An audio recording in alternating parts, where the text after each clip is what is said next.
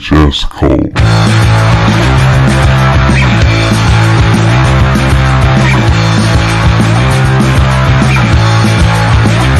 I went down to shit for tickets and I bought 10 kinds of crap.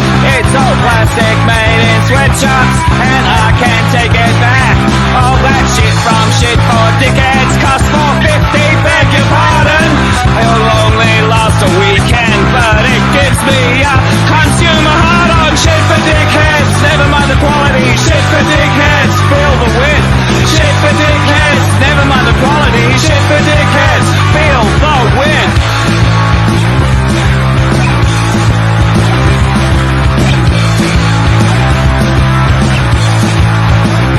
I went down to Starbucks Cafe, ordered coffee and a tart. Double grande mocha latte, know the menu of by heart.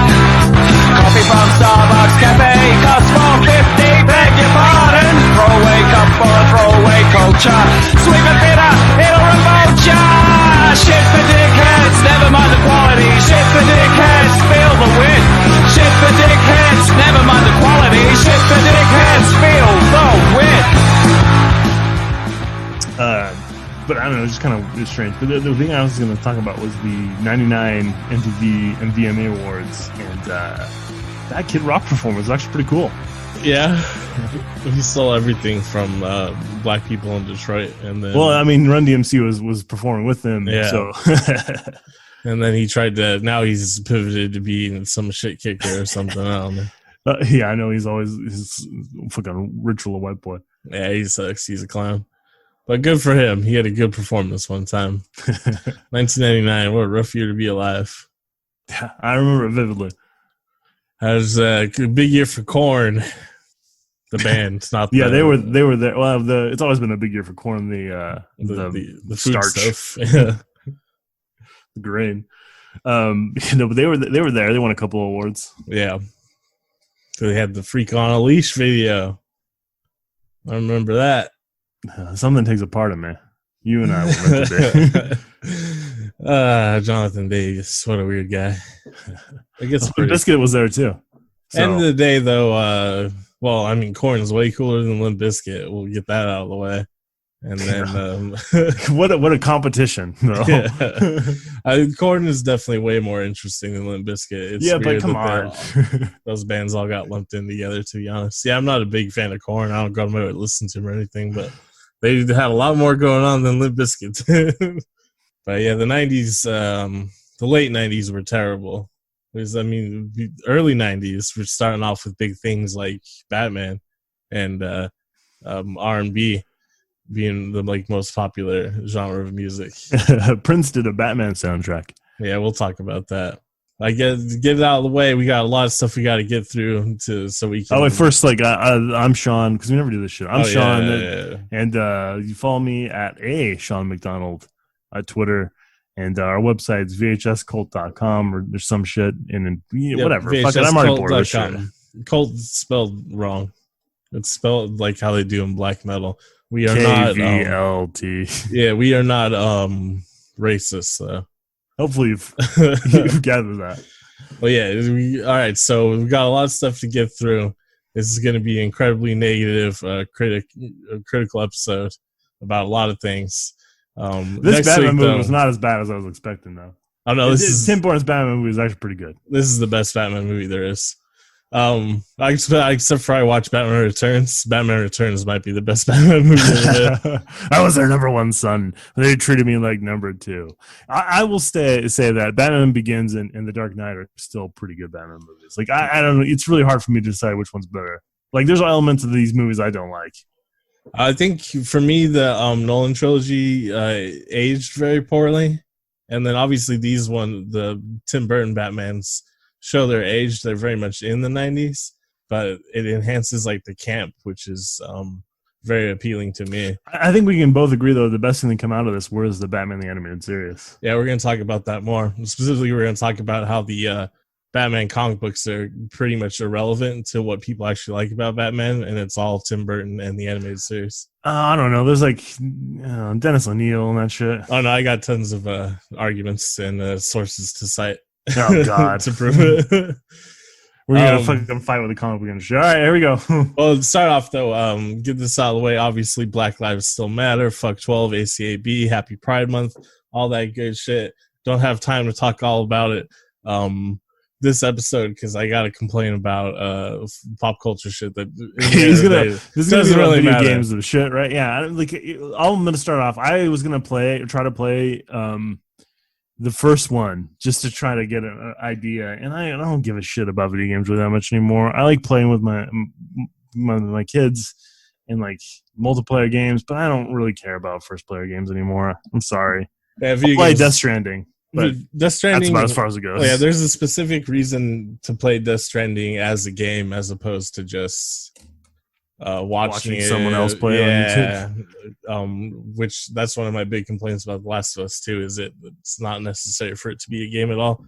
But rather than going through all the details of The Last of Us 2 and why I don't like it and all that sort of thing, I'm just a little short story to sort of an allegory for the problems I have with The Last of Us 2.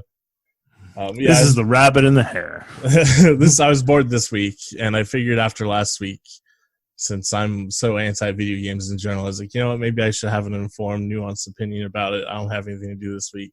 And I still do like the visceral interaction, the physical, tangible parts of video games. So I was like, whatever, it'll give me something to do, keep my hands busy. I won't smoke as many cigarettes this week, something like that, you know. But it wasn't enjoyable. In fact, it's a completely unnecessary piece of media. And the big problem with that is like, whatever, it's not the end of the world that a video game is unnecessary, right? But when you factor in the real world cost of this game being produced, it's like, I don't know, a crime against humanity almost. I get it. Like, cause like, it's not as bad as like, say some dude in his basement pumping out some shitty dinosaur space erotica, right? Because that costs about $20. Nothing. He didn't have to exploit labor on a large scale or exploit outsource slave wage manufacturing to get it produced. Well, I mean, let's not say that much because I mean he's probably self-publishing on Amazon. Someone's getting exploited somewhere for that, but it's not. Yeah, I mean, there's not. He's not personally exploiting a lot of people, right? So, anyways, here's my short little short story I made up. This is mostly off the top of my head, kind of. I didn't really write it down. I just have freestyling.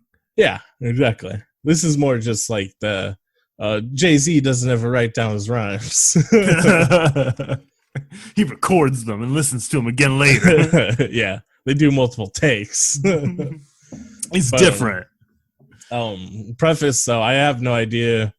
I didn't do any research really on who Neil Druckmann is or what he looks like or anything, but to paint a picture, it's Jabba the Hutt.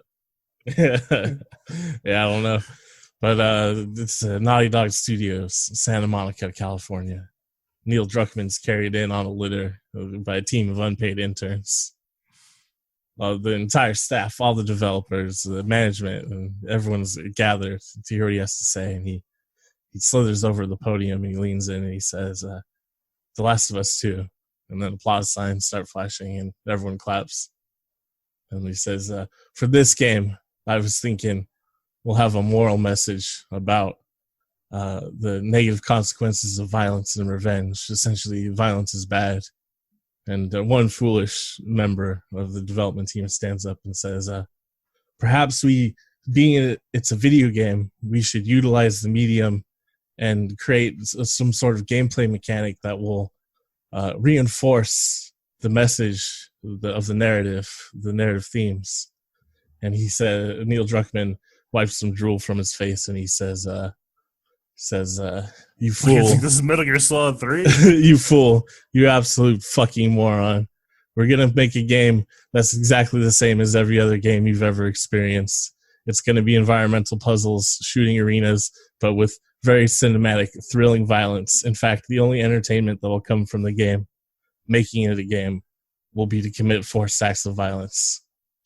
And then also there'll be some moralizing. And then the member of the development team lowers his head and he sits down, and then another brave soul stands up and says, sir, perhaps this being the most popular form of entertainment a burgeoning frontier of possible a new medium to tell a story. Perhaps there should be something more in there for the players to justify all the hard work we're going to be putting into it. And Neil Druckmann once again says, shut up, you fucking idiot. Mandatory unpaid overtime begins tomorrow. And he joyously starts throwing shackles into the crowd. They're golden. And off to the side, a young mother stands with her young child, and he pulls on the young child pulls on his mother's shirt, and he says, which one of these men is my father? I have never met him. End scene. Yeah, I don't understand the point of making a video game that's not fun to play and has a completely mediocre, well-trod story, and then having that story pander to this idea of the negative aspects of violence and revenge and the cycle of revenge, and then not have any player input to determine how those events play out, because it's a video game, so maybe you should have some control. And then the argument, well, it's not an RPG, so you're just kind of along for a ride with the fleshed out characters. Well, then why isn't it a fucking movie? Because it would have cost less. It wouldn't have exploited the shit out of labor. At least in the film industry, they use unionized labor. Like, the video game industry, this is my point I've mentioned before, is it's a high societal cost for very low art. And I don't know what the solution is, but I saw yesterday some head of Sony was saying they're not going to be able to financially continue to make games at the length that they make them at. Right, for the price that they make them. Yeah, for the price point. It's, well, like, fine, like, make them let's be honest about the cost then. Well, to me, it's just like, shut the fuck up and stop making video games until you can figure that shit out then. It's the same thing as, oh, I'm a small business owner, I can't afford to pay the minimum wage. Well, if you can't afford to and pay your employees a livable wage, you can't afford to be in business. Like, that's the end of shit. Human suffering for a stupid fucking shitty video game to this extent, it's just it's appalling that this is allowed in our society. But we live in a fucking death cult, so I guess it doesn't matter. Yeah, well, I mean, bigger than that. I don't know if you noticed, but people have been basically told that we're just gonna die at this point because we can't stay home for more than 2 weeks because the economy or some shit, I guess. I'd love to argue with you about The Last of Us too, but I haven't played the game, so I'm just gonna take you at face value. And also, I like to remind you of that Cyberpunk 2077 is coming out, Kyle. So that's going to turn everything around. The one they're going to handle this perfectly. Project Red, CD Red is going to be. They know what they're doing. It's not going to be a good cyberpunk story or embrace the philosophy of cyberpunk or anything like that. But the one good thing I can say about Cyberpunk 2077 is it does seem to be a video game, and it isn't possible not to be a video game. You know what I mean? Like, at least it needs to be. You can make choices and shit. Yeah. You can't say any of that for Last of Us 2. Last of Us 2 has no reason being a video game. I don't know. I'm just going to, like, the 2077, how much is it costing again? Like, how much are we pumping this game again? You know what I mean? Like, no, it's I'm sure, like, starvation wages for the manufacturing. We know that CD Projekt Red is has been under, like, terrible crunch for their devs for at least a year now. And it's just going to end up being some disposable trash. No, it's Cyberpunk. It's going to be like the. I mean, it's great on a meta level. Oof, irony. Yeah. All right. I mean, I know it's weird to be that upset about video games, but I'm not upset about video games themselves. I'm upset about the compounding of human costs that go into meaningless things, I guess. Meaningless entertainment and throwaway culture. And like video games are a really perfect example of that. And in some, like, the big games are really perfect. I'm not saying anything bad about indie development or small teams that are making interesting platformers or anything like that. There's tons of great video games that they don't cost as much to make. Hopefully they're not exploiting their workers, and they end up making a product that's enjoyable to play, interesting visually, all sorts of things. All that sort of stuff. Talking about, like with most major industries, the big video game making industry is corrupt, evil, useless, detrimental to society. I don't know. Everyone here in Arizona is going to die from coronavirus, so I'm coming to terms with my death. And luckily this week I was able to reconcile my relationship with comic books. With comic books? Let's hear Yeah. this. All right, so I'm sort of. I reconcile my relationship with comic books at like 16, so welcome to the club. But no, this is more complexity. That all right, you can always say that, but all right. So here's the thing: is I'm super critical of comic books, comic book culture, the value that comic books create, comic book movies, etc., etc. A lot of times when I brought it up to people before, they assume that I'm just not familiar with comic books. I've actually been a fan of comic books through most of my childhood and adolescence and stuff. Still appreciate the art, that sort of thing. So it's not like as if I haven't read the sacred cows and I just don't understand the medium. It's comic books generally are trash, and I don't mean trash in the fun John Waters camp exploitation sense. I mean, they're generally not very good. There's a few wonderful sparks of creativity that happen occasionally in the comic book industry.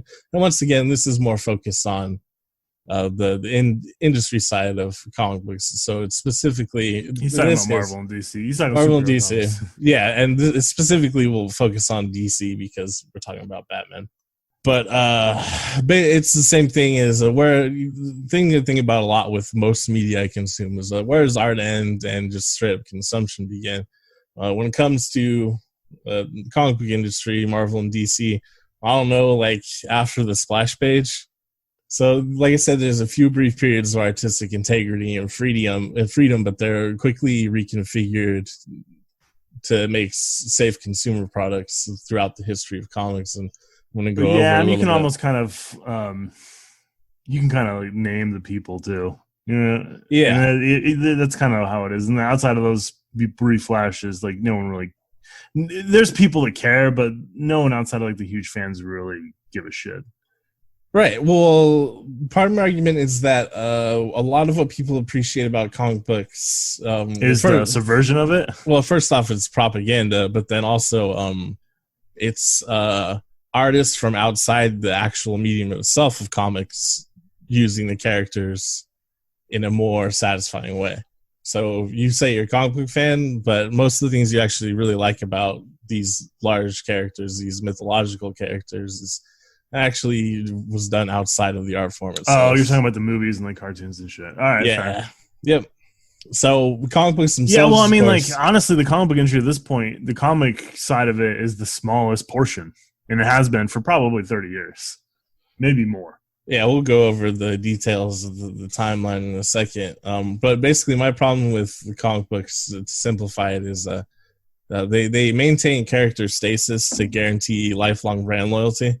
Yeah, well, I mean, that's kind of like my argument for the copyright laws and shit and Disney. But this is a real, like, almost the perfect example of it. Is the I mean, I have a fucking perfect argument about Spider-Man, but we're not talking about that right now. Yeah. Well, my thing is, rather than the legality of it, this is more just on the integrity of this art form, I guess. I kind of feel like the whole point of it is like the legality of it feeds into the integrity of the art form. You know what I mean? Like the whole reason that these characters never grow and we're still doing the same stories over and over again is because of like fucking copyright laws. Well, I guess it incentivizes them to continue publishing, and even though they're out of ideas, just republish the same ideas. That way they can extend the copyright. But I think at the end of the day, a lot of it just comes down to money and make sure they have a safe product that they can rely on. And specifically now for our day and age, like you said, the comic book industry itself is a dying industry that pretty much doesn't exist to create comics as an art form anymore. It's kind of just an afterthought or a relic that's tacked on. It's a feeder to like.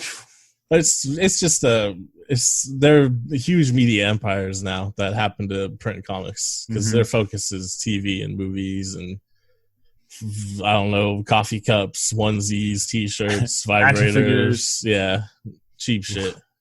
They're not producing a lot of vibrators yet, but I'm sure you can get like a Harley Quinn rabbit or something. Ugh. most of what you like about comics isn't actually from the comics. Not me.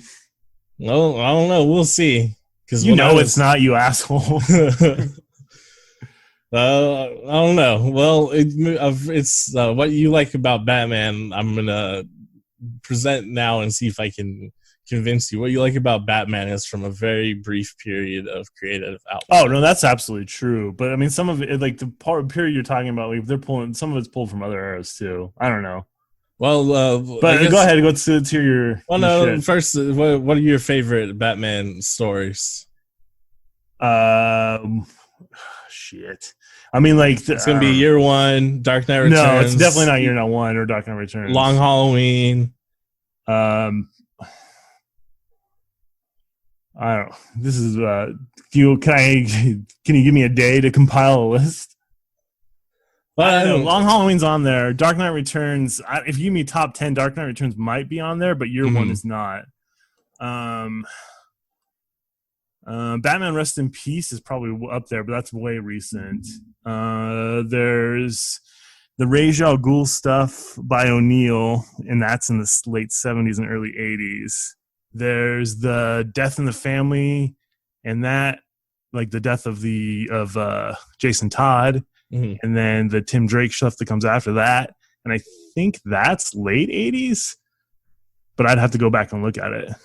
All right, perfect. We'll come back to that in a second, actually.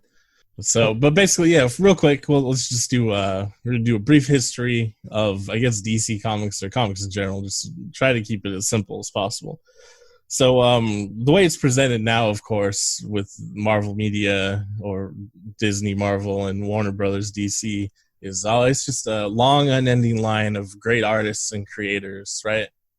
They push the idea that it's I mean, everybody pushes the propaganda shit, but like anybody that knows comic book knows that there's a lot of there's a lot of chaff in there. My point is not that there isn't great artists and creators. Obviously there is. These are characters that have stood the test of time. There are specific stories that will be recapitulated on and on, for better or for worse. There's things that are part of the cultural zeitgeist, part of the memory, that do come from, as they like to profess all the time, oppressed and marginalized groups, right? A lot of the early creators were Jewish and sons of immigrants, things like that. What I'm arguing is that the publishing system itself has absolutely nothing to do with that. In fact, they exploited those creators. Oh, no shit. Did you ever read The Man of Tomorrow? Yeah. Or Whatever Happened to the Man of Tomorrow? You mean? No, the one that happened to Man of Tomorrow was the Alan Moore thing about the Superman one. The Man of Tomorrow is that, or is it The Men of Tomorrow? It's about the guys that it's a nonfiction book about the guys that wrote Superman and Batman and Wonder Woman.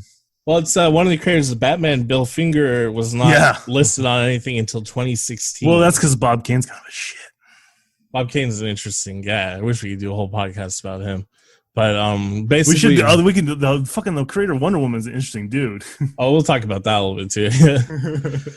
But essentially, there's this idea that it's just a very artistic, creator-driven industry, which is not the case at all. These are major publishing houses that want to make a quick buck. They exploited the shit out of creators. I mean, the fucking creators of Superman basically died in poverty, right? And I don't think people understand how huge a phenomena Superman was in like the late 40s. It was like Superman was the shit. Yeah, and everywhere. These guys basically died in poverty because of. I mean, not just him. Not just them either. No. Bill Finger, right? He died in poverty. Jack Kirby basically. Jack Kirby's the most famous one. Yeah. I mean, so what Detective Comics are aptly named. Is it fucking cop comics? So they get the first burst of success for comics. Like I was saying, the phenomenon of Superman is you probably had to be there to live it, but like everything I've researched about this week, it seems like it's fucking like this is the bee's knees. Yeah, this is like the Beatles plus like Jurassic Park combined. I don't know how to describe it. It seems like it's the biggest. Yeah, well, I mean, here's the thing. There's other stories in that. What the fuck is Adventure Comics, right? Action Comics. Action Comics. Damn. There's other stories in the Action Comics. What were the other ones besides Superman? I don't know. Superman was cool. Exactly. There's like 3 other ones. Yeah, DC now likes to be. Well, they were the Superman character they created was rejected by multiple publishing houses, and until they got to us, and we saw the potential, And then we exploited the shit out of it. and then we robbed them. And to sow the seeds, my larger point that outside influence to the industry. Wait, wasn't this the original thesis that you came to terms with your feelings? Oh yeah. We'll get to it. All right. But to sow the seeds of my belief that the best content to come out of comic books is usually outside of the comic book industry.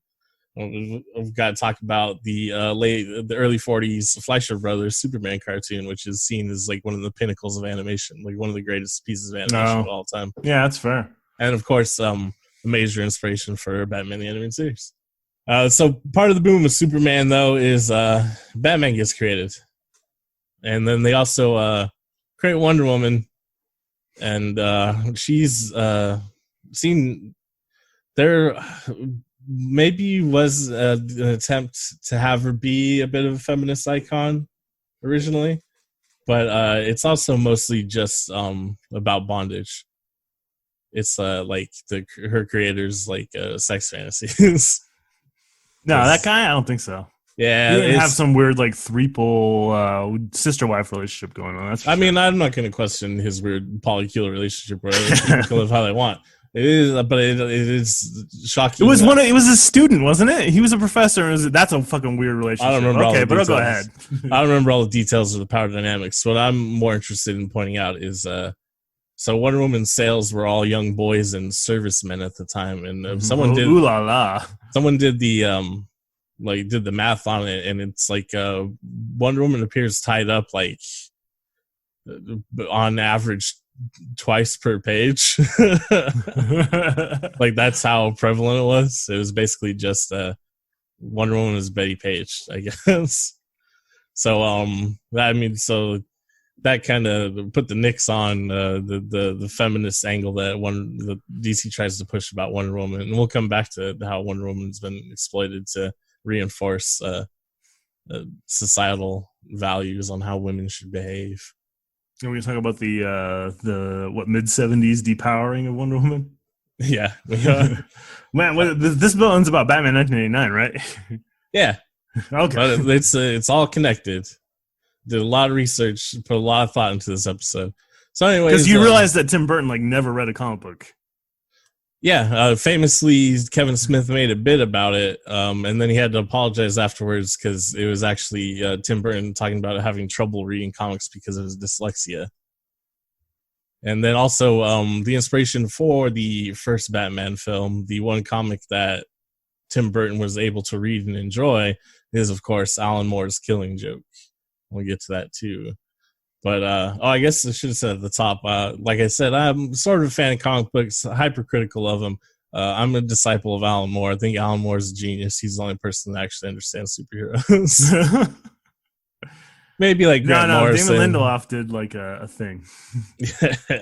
I'm like, I 100%, I feel like Kurt Busiek does get superheroes pretty good. I don't know. I guess you gotta go back and read Astro City. He's not. It's definitely a lighter take than Alan Moore or Grant Morrison, but I feel like he understands it. He's definitely my favorite American creator. Yeah, I just happen to like the British. You like the darker more. Shit, anyways. I like the weirdo outsiders. So yeah, Alan Moore, Garth Ennis, Grant Morrison, Neil Gaiman to a certain extent, but Neil Gaiman is very Tim Burton-esque, wouldn't you say? Yeah, that's certainly true. Although he's kind of like. He came around the same time as Tim Burton, so who's copying? Oh yeah, I don't think they're copying each other. I think it's just a similar movement in the Gen X culture. Yeah, they just kind of had similar interests and they manifested the same way. That's just interesting more than anything.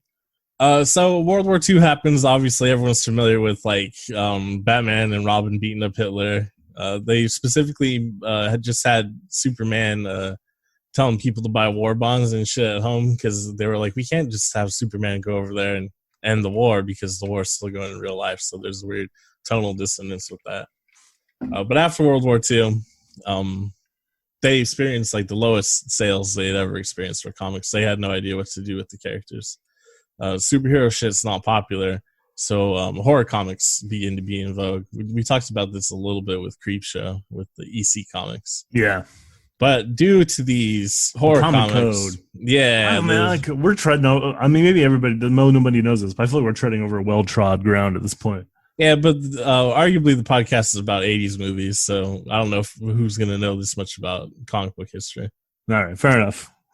So this causes moral panic over the comic book content because of the horror comics. Because at this time, no one's. I mean, not really just horror comics, detective comics. There was a whole like kind of line of adult male comics too that were like. Oh yeah, well we should. That's what DC started out as. Is they printed racy pulp shit. So that's always been an element of comic books, I guess.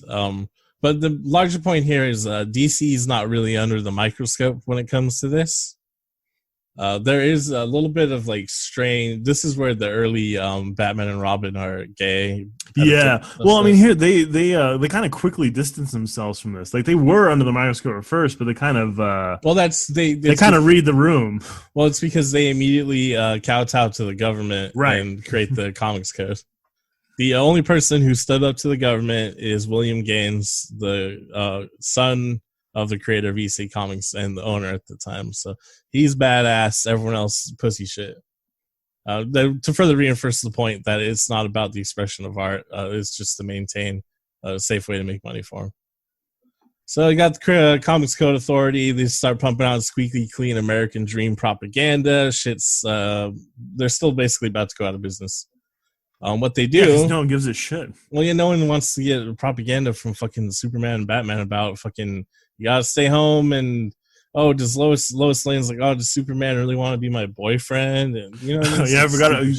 There's a lot of everybody's seen those meme comic book covers. There's a lot of those like Superman's girlfriend Lois Lane, Superman's best friend. Yeah, that's the period. This is the period that it's like the Superman and the Archie Comics gang.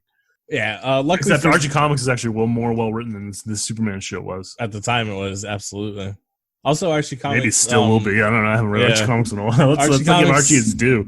Archie Comics is a big influence on Batman the Animated Series as well because the art of Archie Comics is Bruce Timm, the guy that designed all the characters and directed and wrote a bunch of episodes. One of his major art influences is this guy that created the Archie art style.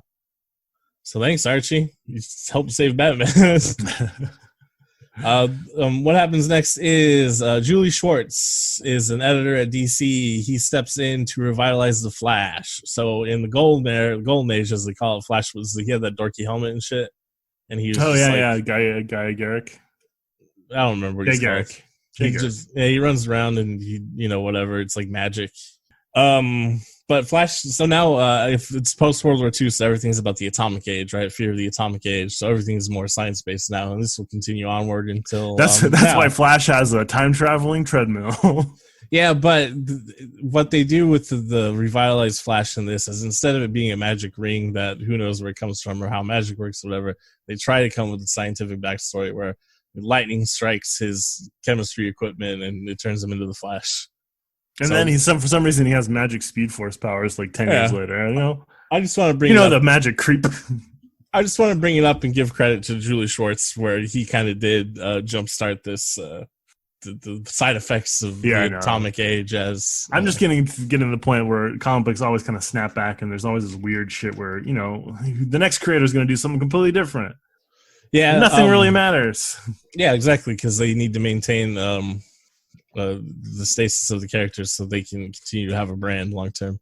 Right. That's kind of why I don't know. My feeling on comic is you should read the ones that are good, and if you care enough outside of that, great. But otherwise, who cares? My feeling is the stories that are good will be recapitulated as movies anyway, so you just wait to watch the movie. No, they don't. No, I'm just kidding. Anyways, yeah, Long Halloween is dope. Everyone should read the Long Halloween. So Flash saves the day for DC. Unfortunately, they try to revitalize the other characters too, but they instead of doing interesting stuff, they do weird shit. So this is when Superman gets Crypto Super Dog, and there's like the Superman family and like Super Cat. You know what I mean? Weird shit. Yeah, they've done that shit with Batman recently too, and kind of Spider-Man. Yeah, and this is the same time where they do the same thing with Batman. This is the point where Batman's basically like taking Robin and Batgirl to preschool and shit. And they've got like Bat Dog and they have that. Well, this is the period where the aunt lives with them too, right? And something like it's just you don't remember that stuff. whole story. What the fuck is her name? Because Alfred disappears. She has the stupidest name. It's Bruce Wayne's aunt. I don't know. Whatever. It's dumb. Yeah, it's bad. That's the point I'm getting to. It's so bad that Batman is about to stop being published. But who steps in to save the day? Adam West. Yeah, fucking television. The 1960s camp satirical Batman show saves Batman's life. Could have been the end of Batman, but an outside medium saved him. Huh. Wonder if that'll happen again. This is the point where Marvel does step into the spotlight, and I will give Marvel Comics credit. In the 60s, they are addressing more relevant topics and trying to do more to relate to their target audience. Obviously, yeah, I mean, you it's got still to give about Jack marketing. Kirby a lot of But credit. yeah, Jack Kirby and Stan Lee rule. They are great creators. But once again, the Marvel Corporation itself fucking didn't do anything for those men. They just cared about the merchandise and shit. They didn't. I mean, Stanley made it out. out 100%. Stanley made it out of the best of all those guys. But even he did not die with as much money as he should have made from those fucking characters. No, that's my personal belief. And the money he did die with is from him building himself as a brand over 40 years. You know what I mean? Not through any like goodwill that Marvel did for him. It's just Stan Lee's career is actually just because the fans knew who he was and loved him, and so they wanted to see him. And so he's the intro to the X-Men cartoon in the 70s. You know what I mean? Yeah, it's not anything Marvel. It's not anything Marvel did for him. All they did was him trying to be interesting himself. Yeah, it was just him being a cool guy, and Marvel exploited the shit out of him, just like every other creator they had, until a few young upstarts in the 90s. And then they started their own comic book company to exploit the shit out of their creators. Exactly, yeah. Yeah, so DC is on the ropes again because they're still doing like fucking Bat Dog saves the day. But luckily, oddly enough, this goes against the narrative I've created so far. DC is bought by Warner Brothers in the late 60s. And Warner Brothers brings in kind of a bunch of new creative staff. And this is when they do like Justice League, right? Yeah, this is the first generation of like comic book creators who wanted to make comics, right? Like comics exist long enough now that these guys grew up reading comics and want to make comics. So out of this like conflict between like the suit and tie editors, businessmen that are running DC, and like the basically like fucking hippies and beatniks that come in to write the shit for a brief moment, once again, a brief period, DC starts to have interesting shit again, right? So this is Teen Titans. Well, it's the big thing is this is Green Arrow basically capping the shit out of Super Cop Green Lantern, right? Oh yeah, right. I forgot about this shit. And Speedy's on drugs. Well, yeah. So the big thing is the black man comes up to Hal Jordan, Green Lantern. He said, "You saved all these other people's lives, purple skin aliens, green skin aliens out in space and shit. And what have you done for a man with black skin?" And it was like, "Oh shit, fucking superheroes, you're a joke." And yeah, Hal Jordan sucks. He's a fucking cop. He's a space cop. Fuck that shit. All the Green Lanterns are space cops. Don't lie. Even John Stewart. This is when they space cop. Yeah, this is when they introduced John Stewart, and I bring that up real quick just because Kyle Rayner's a space cop. What the fuck is that? Well, son of a bitch got punched in the face by a Batman. He's a space cop too. Guy Gardner. Yeah, him. Well, yeah, all the Green Lantern. That's what they are. They're space cops. I know. I said that already. Damn it.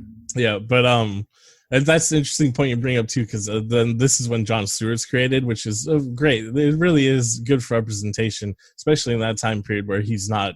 They don't call him Black Green Lantern, and you know what I mean. And he's not based on a black exploitation. I guess Black Panther kind of is a black exploitation character, but he was introduced in like issue 4 or 5 of Fantastic Four, wasn't it? Yeah, and also there's quite. He beat the shit out of the Fantastic Four. There's quite a bit more nuance to Black Panther in that he is fucking radically black, right? And royalty and Jack Kirby was a cool guy. You know what I mean? Like Jack Kirby and Stanley were cool dudes.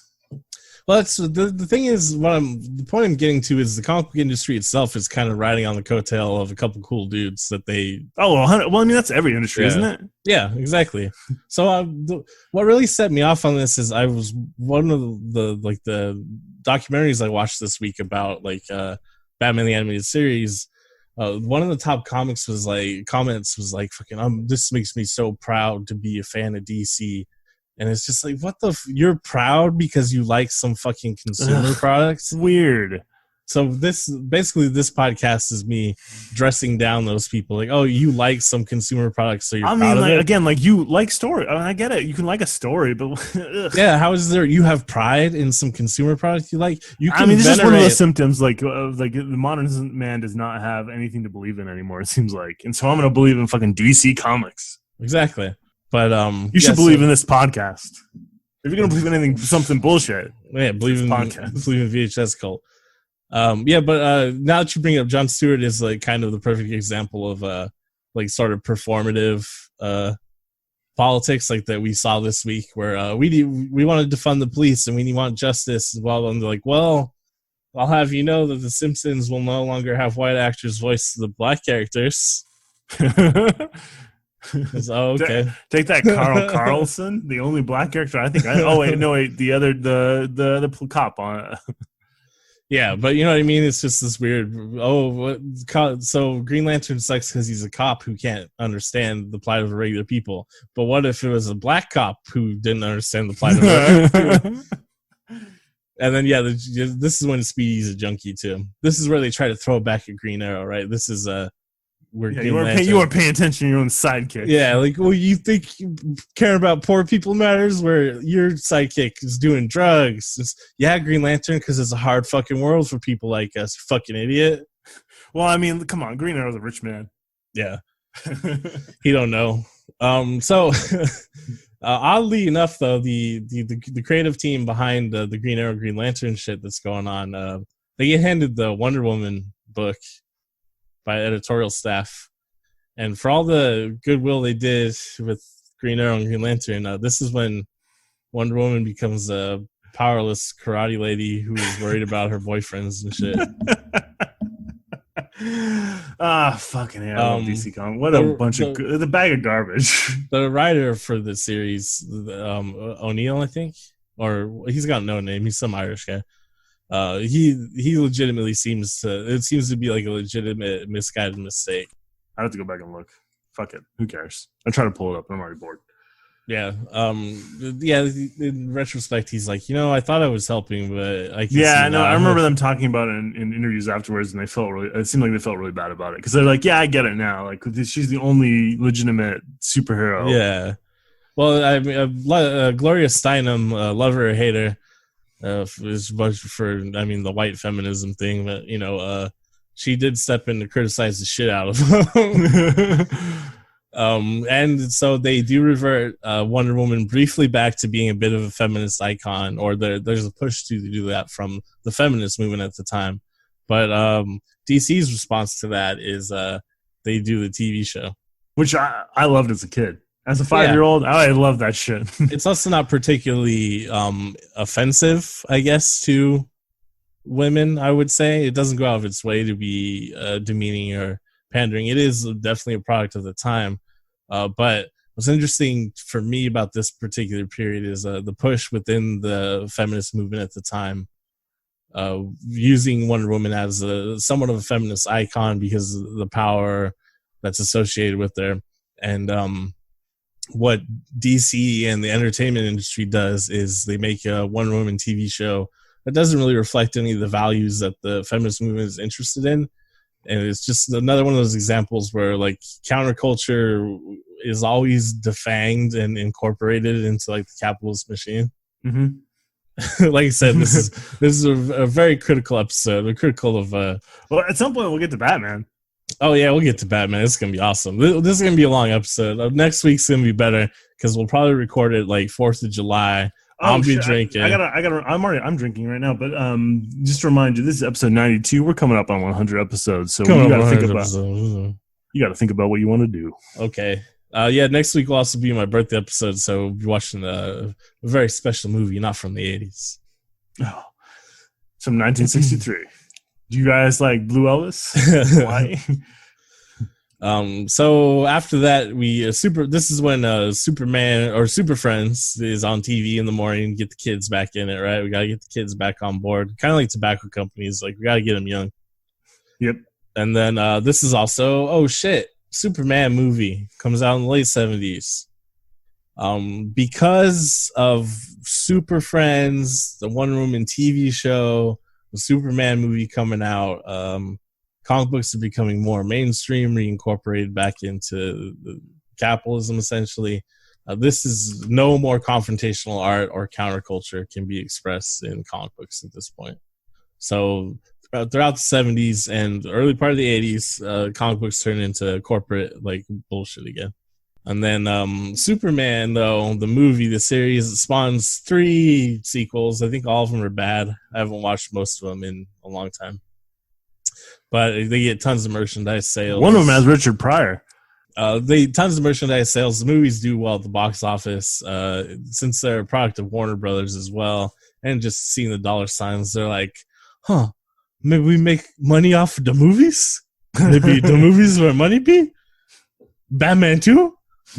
Batman? Yeah, so it's basically they're like, well, Superman made us all these dollar bills. What can we do with Batman? Luckily, though, Tim Burton is. From the point of Superman coming out and Batman coming out, the comic books stopped being stupid corporate bullshit. And there's another brief flash. Probably what anyone listening to is familiar with comics or comic book movies. Yeah, so it's the Dark Knight Returns Watchmen era. This is the period where everyone is most familiar with. This is probably the apex of comic book storytelling. It's 1986. Watchmen comes out. Crisis of Infinite Earths. Year 1. Dark Knight Returns. All this sort of shit is happening. Sandman with Neil Gaiman. Oh, yeah. This is probably the best period in comic books. Of course, like I mentioned previously, where it had to be reincorporated into capitalism. Of course, the publishers, Marvel and DC, start incorporating dark and gritty storytelling into as many mainstream titles as possible. Yeah, I mean, you've seen it parodied and satirized since then. Right. It becomes so prevalent and disingenuous and without any integrity that it even makes some of the stuff from the 80s seem almost like comically edgy now, right? Yeah, it almost seems like self-parody. Right. And then, of course, the ultimate like treatise on that period is Kingdom Come. Oh. Yeah, that's where like at the end of the day, they put a stamp on it and said, serious. And no more. And we're done here. Yeah. No, there's another golden age of comic books coming. It's gonna be you and me. You think there's anything left to be said about superheroes? Yeah, I watched Watchmen last week, and it really falls apart after episode 6. Damon Lindelof is really great about setting up puzzle boxes, and he hates when he has to show you what's in those boxes because they're not fun. It's not fun. I mean, the whole thing is it doesn't. There's just a flat drawing of what the Watchmen was. Well, the Watchmen doesn't need a sequel. It doesn't. I don't know why anyone. Oh yeah, this is gonna be great. It sucks too because I kind of like the idea behind it, but ugh.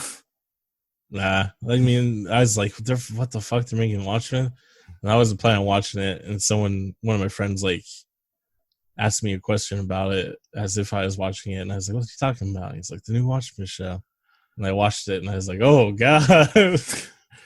It could be worse. From what I understand, they made a Watchmen sequel in the comic books. Did you read that? Yeah, of course. No, I didn't read it. Of course, DC would though.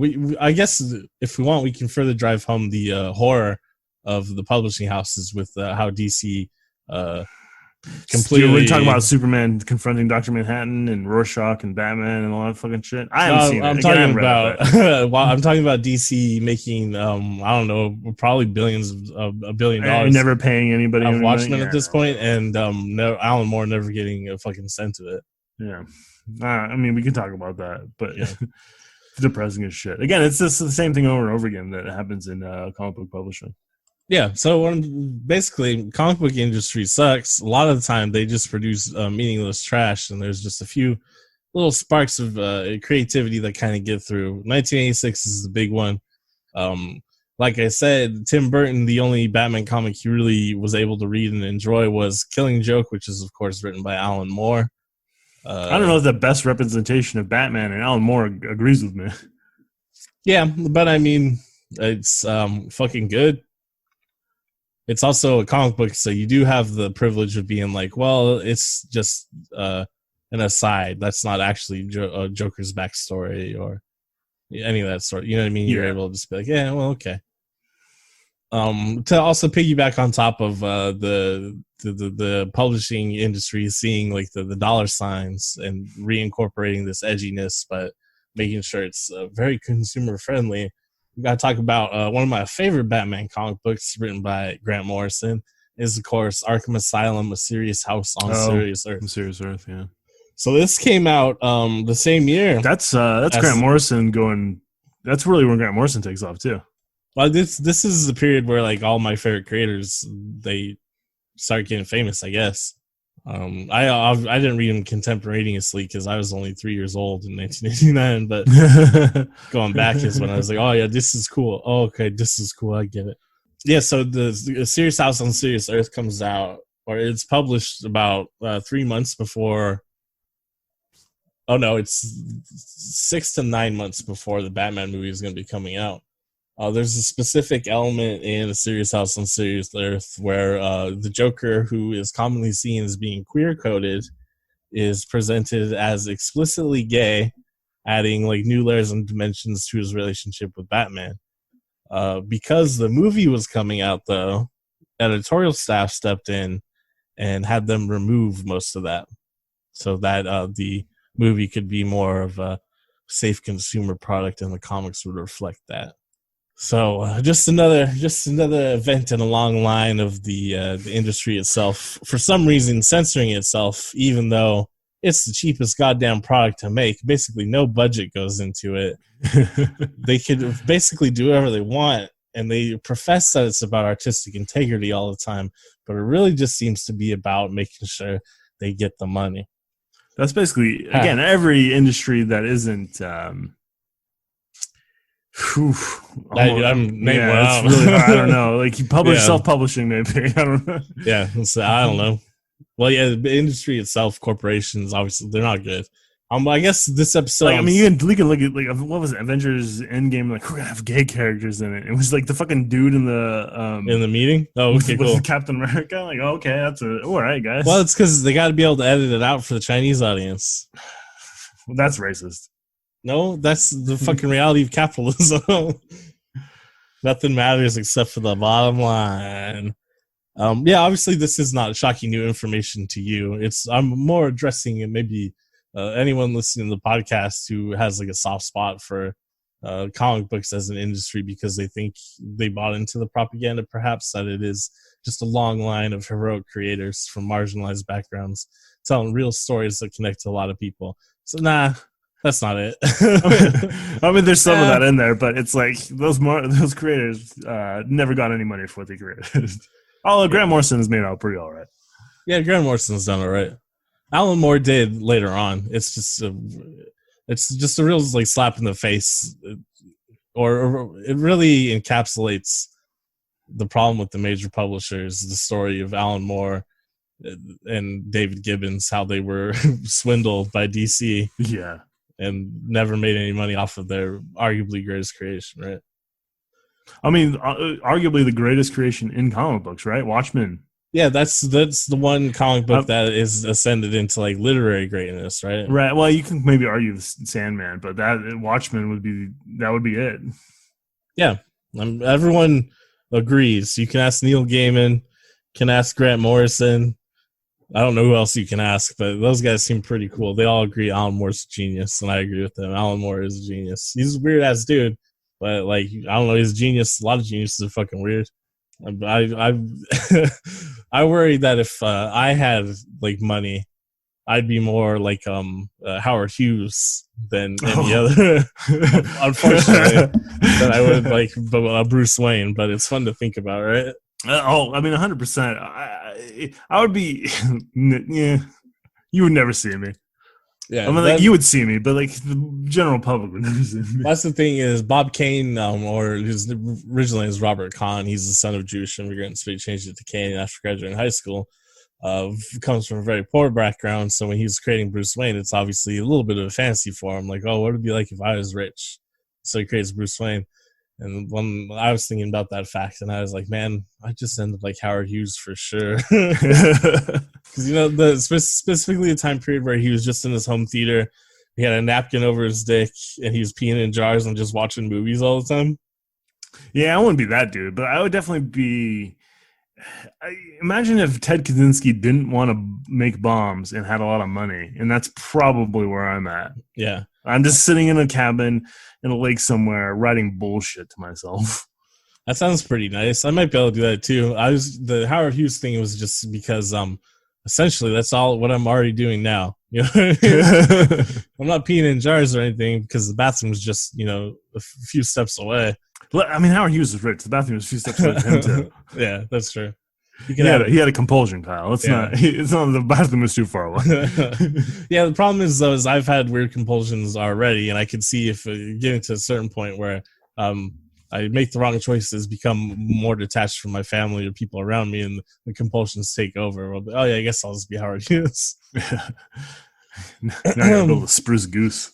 Yeah, so that's a brief history of comic books, specifically a DC slant, Batman slant. And a delve into our psyches. Yeah, and to let you, so basically, there you go. No more debate. I'm absolutely right. The comic book industry is garbage. There's a few great creators that we can happily venerate, and we can love their creations and the mythology they created. That's what's more important than anything to do with the media empires or the business aspect or DC, Marvel, any of that shit. Nope. What's lovable is that Superman is the fantasy of immigrants, and he brought the best of the old country with American values, and he's a beautiful character. And then you know what? I agree with you, Kyle. I don't have anything to say against you. You're right. I also say this, that DC or Warner Bros. Recently said that they're having trouble coming up with an idea for a modern Superman movie, and I think that means they're dumb as shit. Yes, I'm obviously. Well, the thing is, these movies aren't made by creators anymore, right? You know what I mean? They're made by businessmen. It's not the same as... No, Zack Snyder was like a real auteur. Yeah, okay. I mean, he really understood Watchmen, right? Like, again, like my whole problem with like Zack Snyder and Damon Lindelof is they seem to like really misunderstand like the fundamental question at the end of Watchmen, don't they? They seem to misunderstand every fundamental theme of the Watchmen. Okay, well, because it's what kind of person puts on a mask to do this? How would they actually act? What is the legitimacy of vigilantism? Are superheroes really worth venerating? Et cetera, et cetera. What is the fear of the Cold War erupting in its atomic end? How can that be solved? How can man be brought? You know what I mean? There's huge, important themes that are in Watchmen, and like none of that is explored in the movie or the TV show. The TV show ends up being basically like, "Hey kids, cops are still your heroes." Yeah, the FBI's gonna arrest this dude. Yeah, he killed 3 million people. That's the right thing to do. Yeah, no, it's I don't understand. The big argument when it came out, obviously, is another front in the stupid culture war, where it's SJWs versus chuds on the internet. It's everyone needs to look at it from a different angle, where it's just straight up trash, and it's just reinforcing stupid, bland, liberal political values. And then just months later, everyone's out in the streets protesting police brutality against black people after Watchmen opens with the Tulsa Race Massacre, and that the major thesis of the show is that cops are still good, even though they're depicted rounding up criminals, beating and torturing them in mass. Damon Lindelof, you hero. I also love that the whole thesis is like, oh, the racism is caused by this one cabal. Yeah, what? Yikes. And anyone can be convinced of racism if they see the Dr. Manhattan tape or whatever. Yeah. that's the basically reconciliation I came with comics is you got to separate the art from the industry. Very much appreciate the art. Some of my heroes from childhood still get to be my heroes.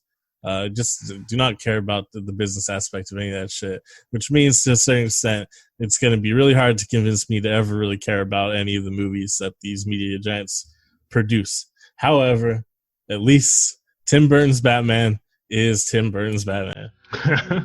Wow, we're like an hour into it. We got there.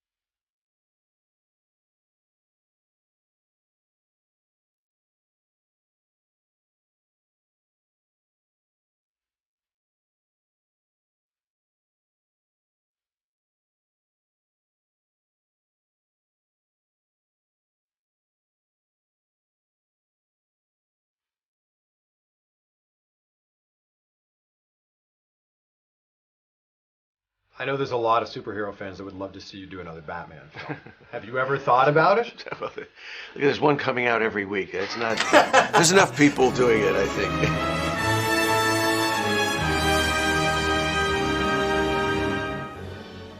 Yep, 1989, Tim Burton's Batman. Everything we just talked about still be at play here because, like I said, Killing Joke, main inspiration for Tim Burton's Batman. The Art Deco film noir design of Tim Burton's Batman is slightly inspired by how Gotham is depicted in Dark Knight Returns by the set designer for the film. And then that goes on to be how Gotham is depicted in the animated series. Yeah, I mean that's even hard. To be fair, though, it harkens back to where Batman was originally created in like the 20s. And like they're copying noir, yeah, which is another aspect of the Tim Burton Batman movie. But it's completely revitalized by this movie and a little bit of the work from 86 to 96. Like I mentioned earlier, when I was list some of your favorite Batman stories. I'm going to guess 90% of them take place between 1986 and 1996. Yeah, well, I would say most of them are between like 1979 and 96, and there's a couple after 96. So my other challenge, I guess, at the beginning was that what you like about Batman, not you specifically, but our generation, so to speak. 100%, our generation likes Batman the Animated Series. And the Tim Burton movies and Dark Knight Returns and The Killing Joke and Arkham Asylum, which is just the animated series as a video game. Yeah, Arkham Asylum is just like a remake of the animated series. I mean, I would say the modern idea, or most of our generation's idea, the millennial idea of Batman is it's Batman the Animated Series, it's Batman 1989, it's The Dark Knight Returns, and it's maybe, the Nolan trilogy with I don't know, maybe year one, but I would be surprised. Here's I think year one is important, and the reason I think it's important is with regards to Batman Begins.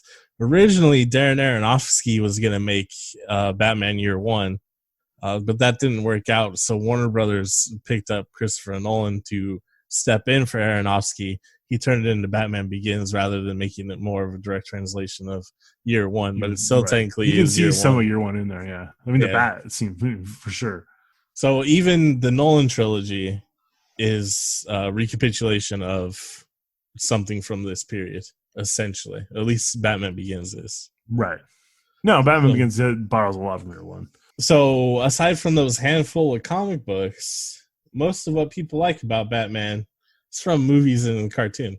Am I right or am I right? No, I wouldn't argue that.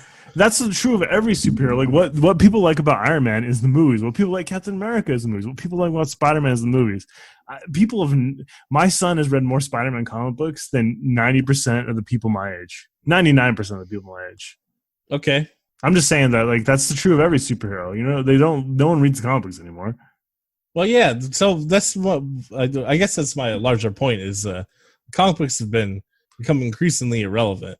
And the only times that they were relevant were small little periods. The best thing about Batman is just the character Batman and what other people have done with them. Well, yeah, again, I mean, a part of it's because these characters have gone on for so long. With 100 years of stories, you can't have 100 years of good stories. It's impossible. Oh, well, I guess my point now is all the cool shit of Batman is from this small period of time. Basically, the animated series, the Burton movies, some of the comic books around the same time period.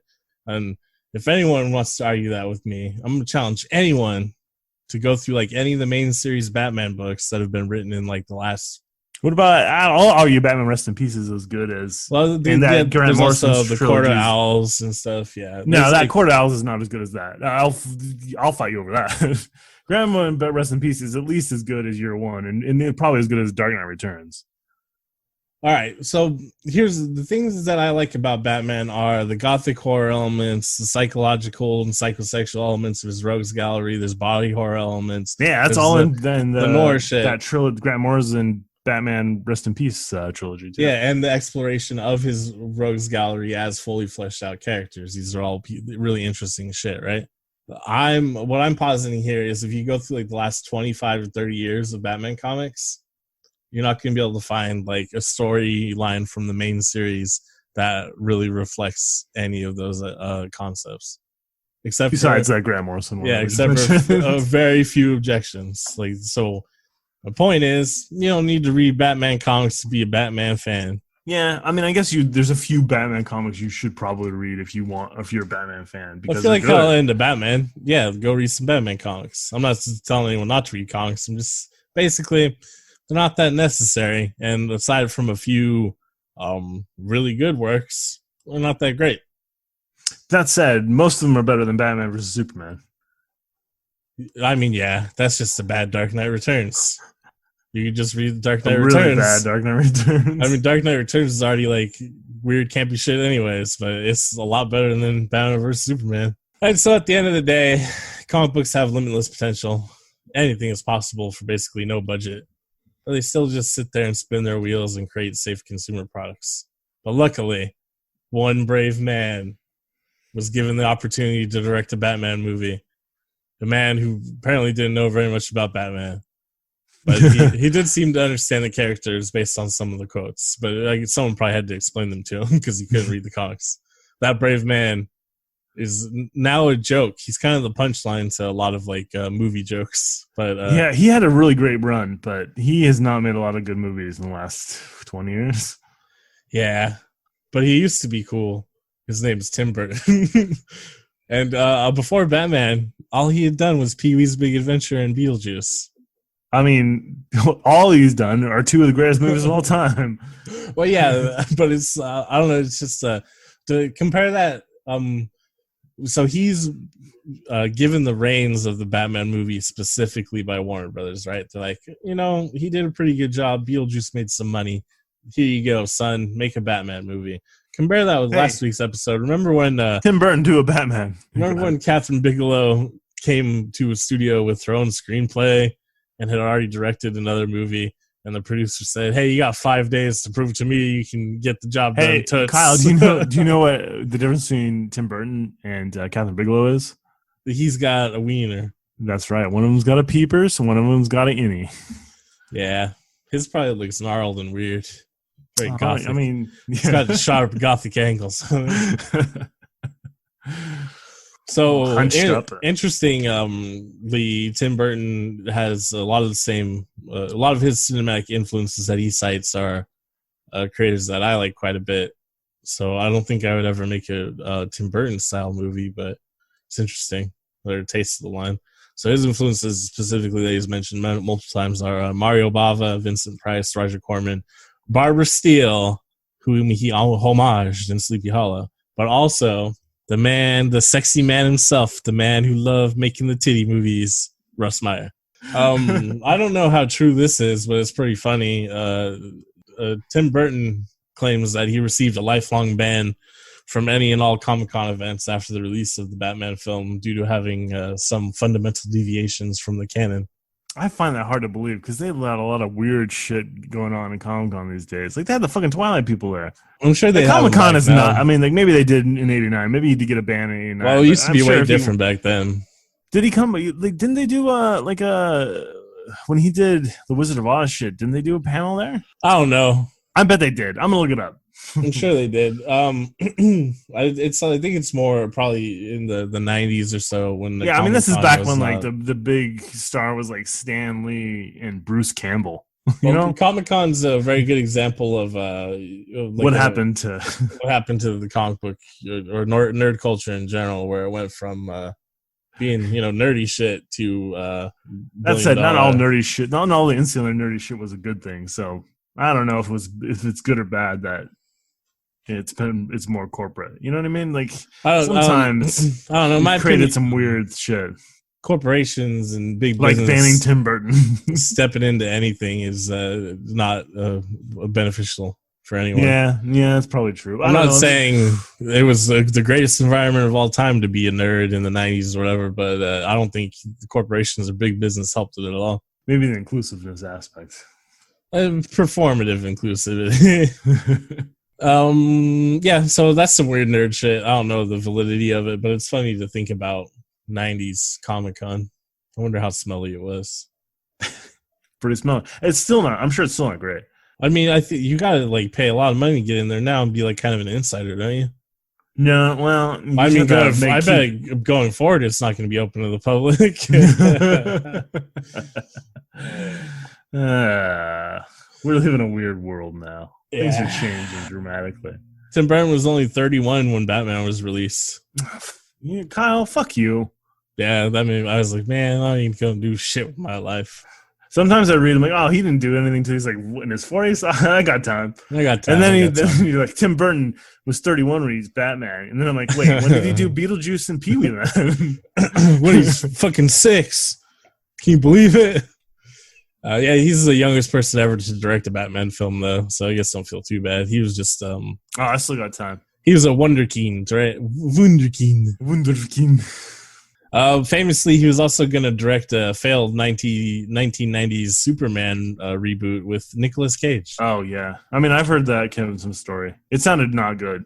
But Speaking of Kevin Smith, here's the best Tim Burton quote of all time. Anybody who knows me knows I would never read a comic book, and I certainly would never read anything written by Kevin Smith. They've since reconciled, like I said. Kevin Smith apologized about the bit, and Tim Burton was like, yeah, I was just upset. But it's all pretty funny. Yeah, I don't know. Those two guys don't seem like anybody. Honestly, neither of them seem like they'd hold a grudge against anyone. Well, it's also like neither of them seemed like that particularly upset about it at the time. Yeah. They were both just kind of like talking shit. Who's the star of the movie? It's Jack Nicholson. Batman. I think it's Robin Williams, wasn't it? Oh, Yeah, I know facts, Kyle. I didn't have to look him up. I already knew him. Robin Williams was offered the role of the Joker because Jack Nicholson hesitated. Jack Nicholson was the first choice.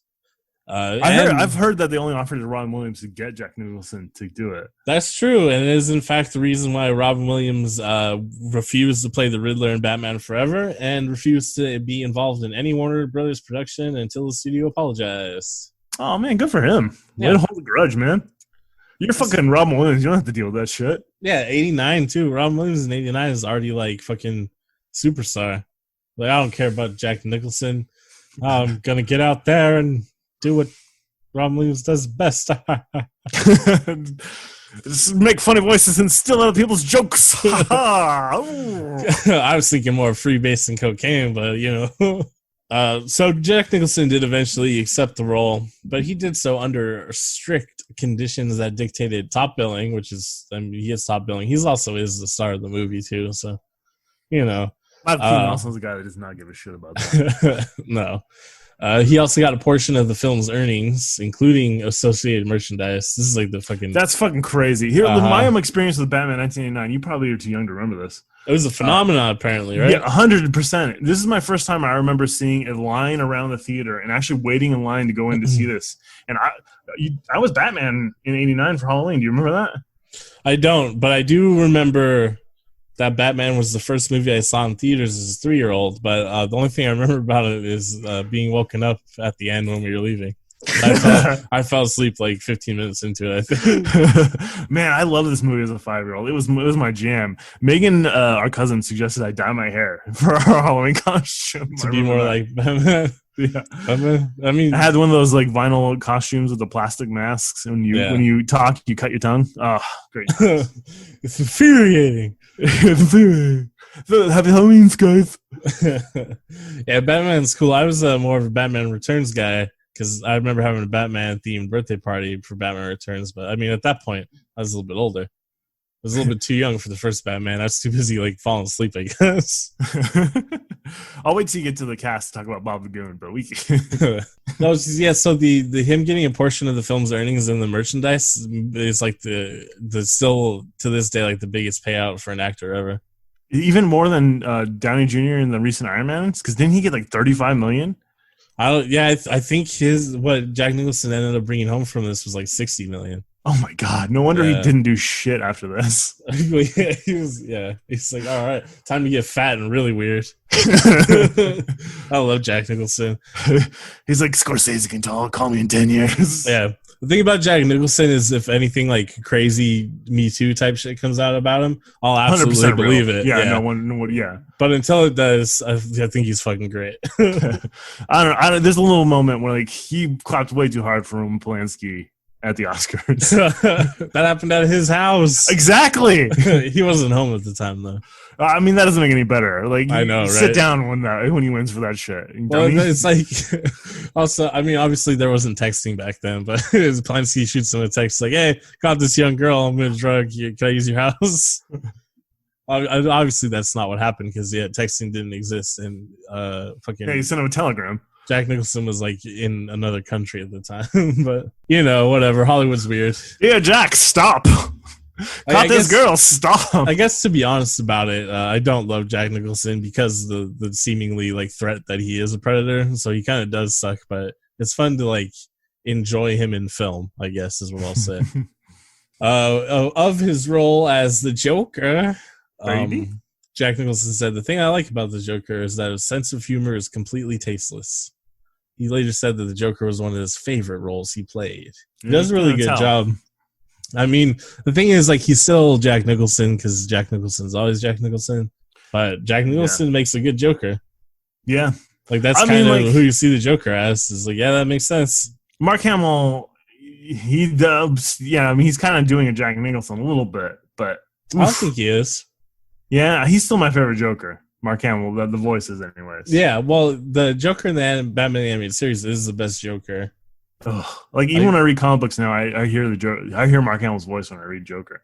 Yeah, and the thing is, Mark Hamill is playing a character when he does the Joker. Jack Nicholson, it just kind of happens to fall in line with what the Joker is. Yeah, no, Mark Hamill's not a crazy person. Yeah, Mark Hamill's a little bit too nice.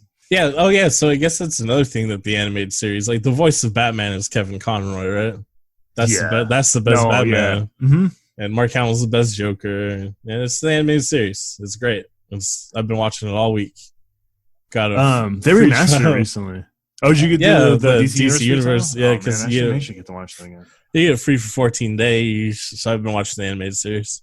And it's really good. This is the best piece of Batman media entertainment there is. And I like the video game adaptations, the Arkham Knight series. I mean, the only really good one is Arkham Asylum. The other two are just okay. Yeah, actually, I've beaten the first two. I got bored with Arkham Knight because I didn't like all the Batmobile stuff. And, Arkham Asylum is better than Arkham City. It turns out like the more linear nature just works better for Batman. Yeah. Oh, and speaking of, I know I complained about the linear. I don't know if I specifically mentioned the linear storytelling and the linear gameplay aspects of Last of Us 2, but at the start of the game, the difference here is Arkham Asylum is fun to play, so it works as a video game. And then the storyline that's in Arkham Asylum, it doesn't try to make you feel bad for having to play a video game.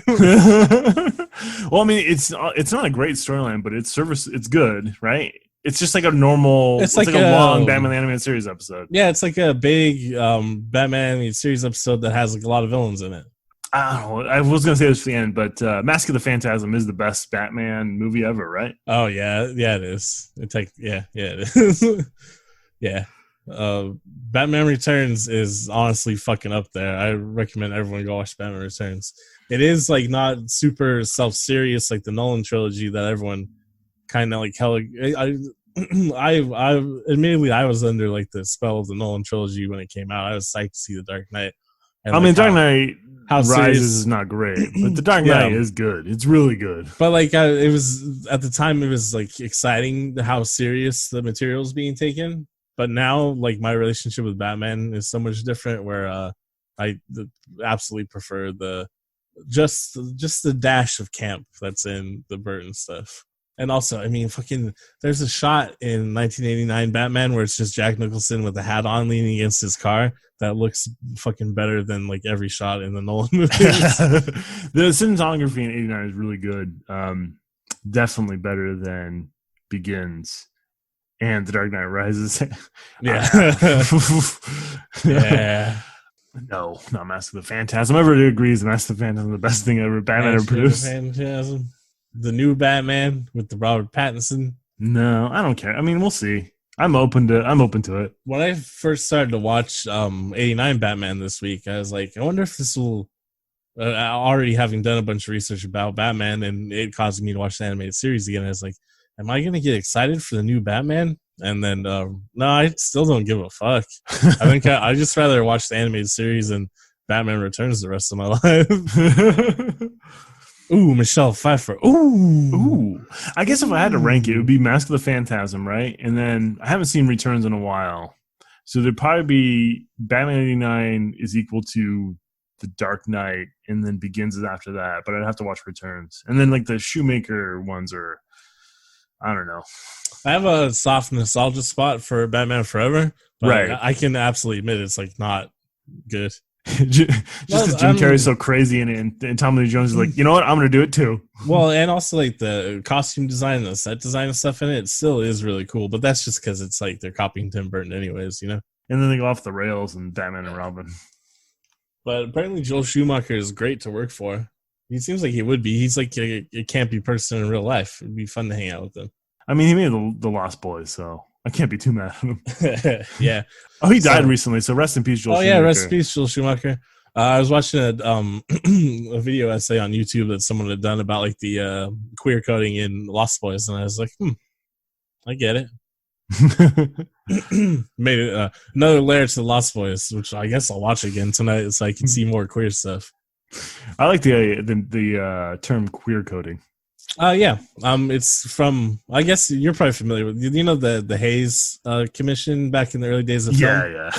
Yeah, so I guess for the listening audience, it was before the MPAA. There was the Hayes Commission or the Hayes. I forget how it's phrased, but basically, so you got to follow these goddamn rules, and it's like, no leftist politics, no communism, you dirty commies. Yeah, definitely no like homosexual no boobies, stuff, no nothing any close to boobies. So, no gay shit. That's basically it. Yeah, the industry. No commies, no boobies, no gay shit. Yeah, but at the time, the entertainment industry, at that time and throughout the history of time, of course, most people in the entertainment industry were left-wing. They were of different sexual and gender preferences, et cetera, et cetera. So they would just slip in subtext to a lot of the stories. So like The Bride of Frankenstein is like a gay story, you know? So things that are queer-coded. And that's where all it comes from. I mentioned earlier, Joker's queer-coded in the comic books and the cartoon and shit, too. I think with the Joker, it might be unintentional, or it's definitely not in from good intentions or good taste, the way Joker's queer-coded, but we do a whole podcast about that, I guess. According to Michael Keaton, his background in comedy proved useful in playing Batman, because it gave him instincts in how to shape scenes and build dimension into his character.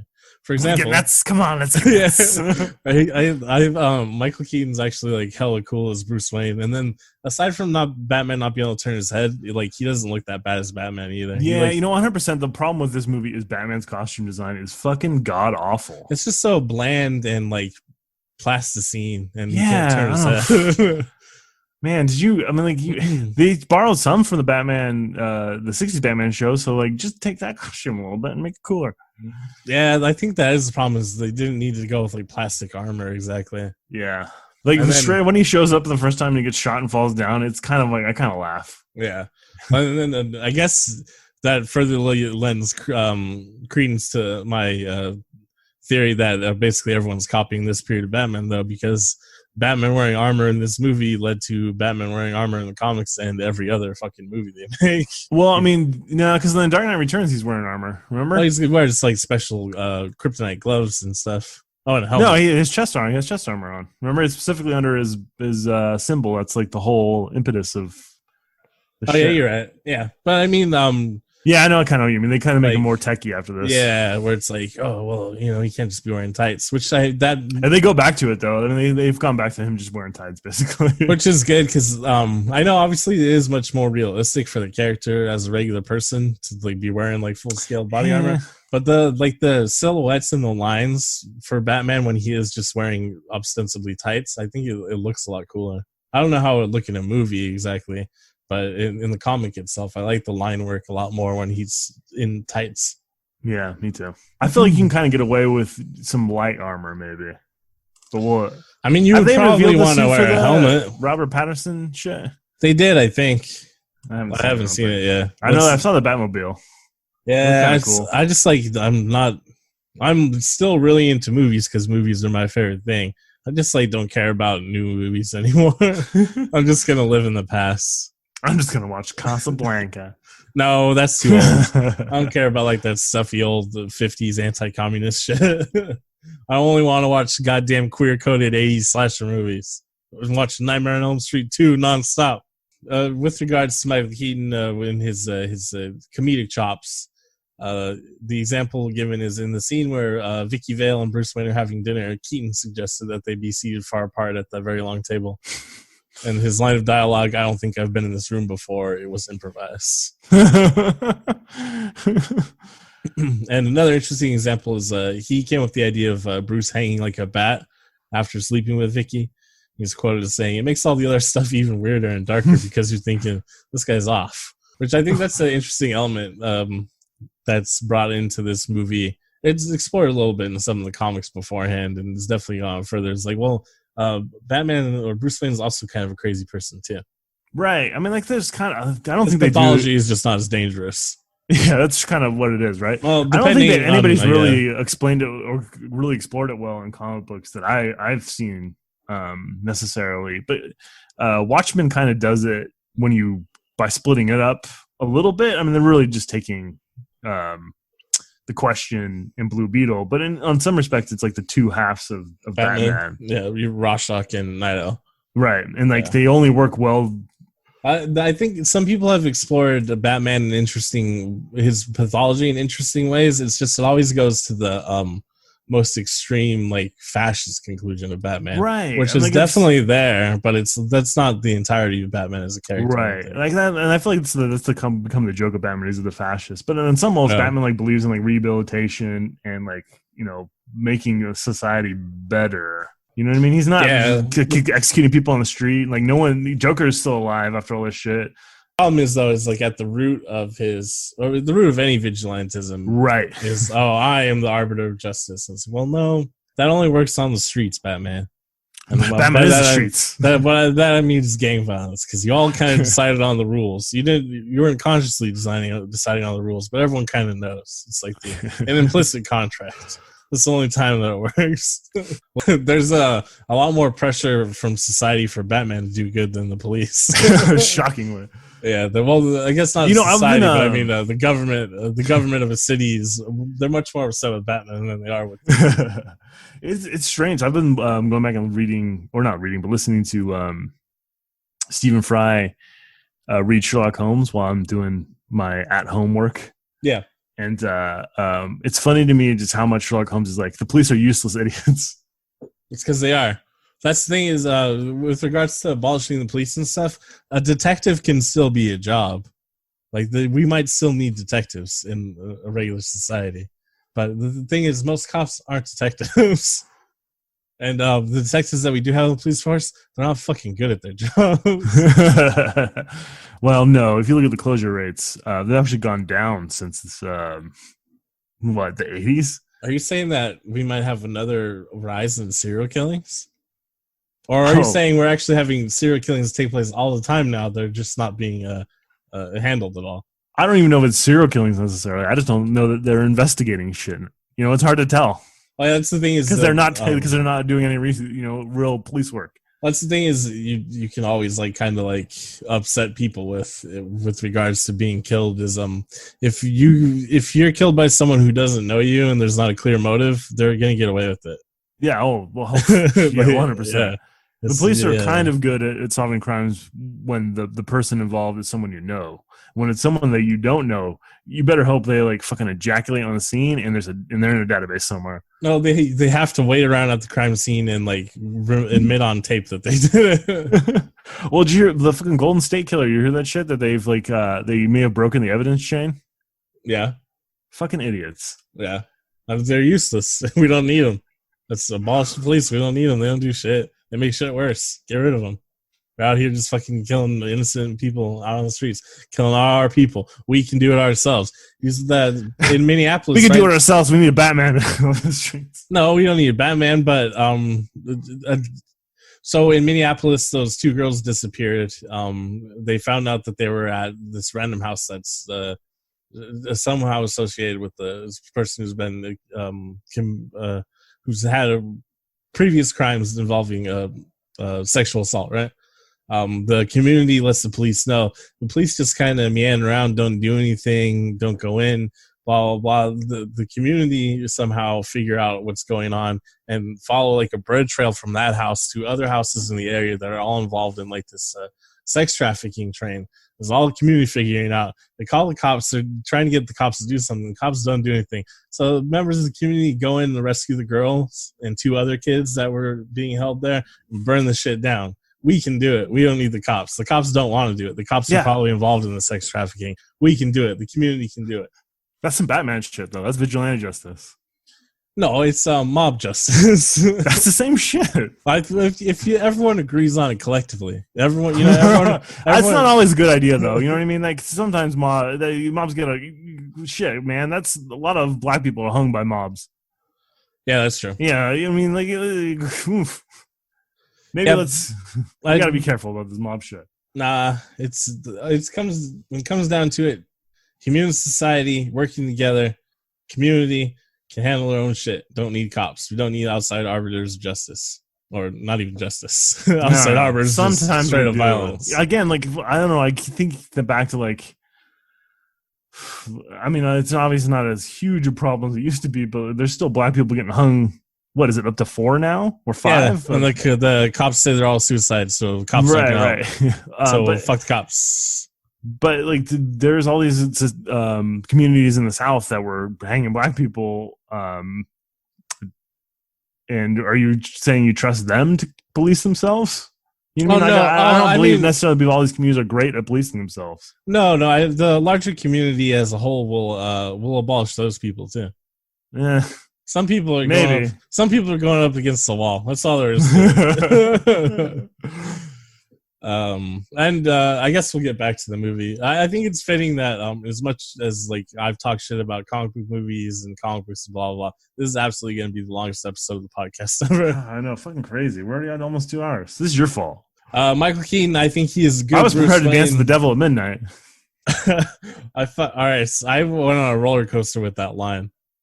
Because when Joker first says it, it's just like, what the fuck? This is the cheesiest shit ever. And then he says it to a little kid. But then he says it again in the, when he kills Bruce's parents. And it's still like the stupidest line ever, but it's like, okay, at least they had a way of letting us know that Jack Napier, Joker, is the one who killed Bruce's parents without it being like super in your face, like Batman going, oh man, he killed my parents. But you know what I mean? There's a little bit more to it. So I was like, all right, I see why they put it in there.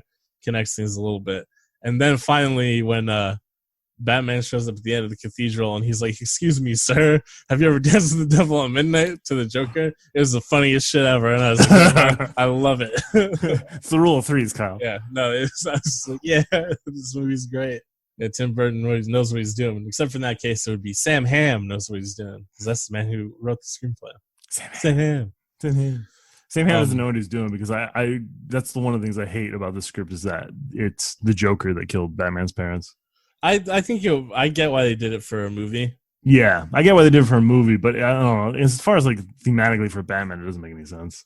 I mean, just the way the movie operates, the way movies operate in general, it adds to the duplicitous direct conflict between Joker and Batman. You know what I mean? It's just like primary motivation for Batman, tie it all together. It's just, I don't know, it doesn't fit with Batman at all, but it's movie shit, you know what I mean? That's how you write movies.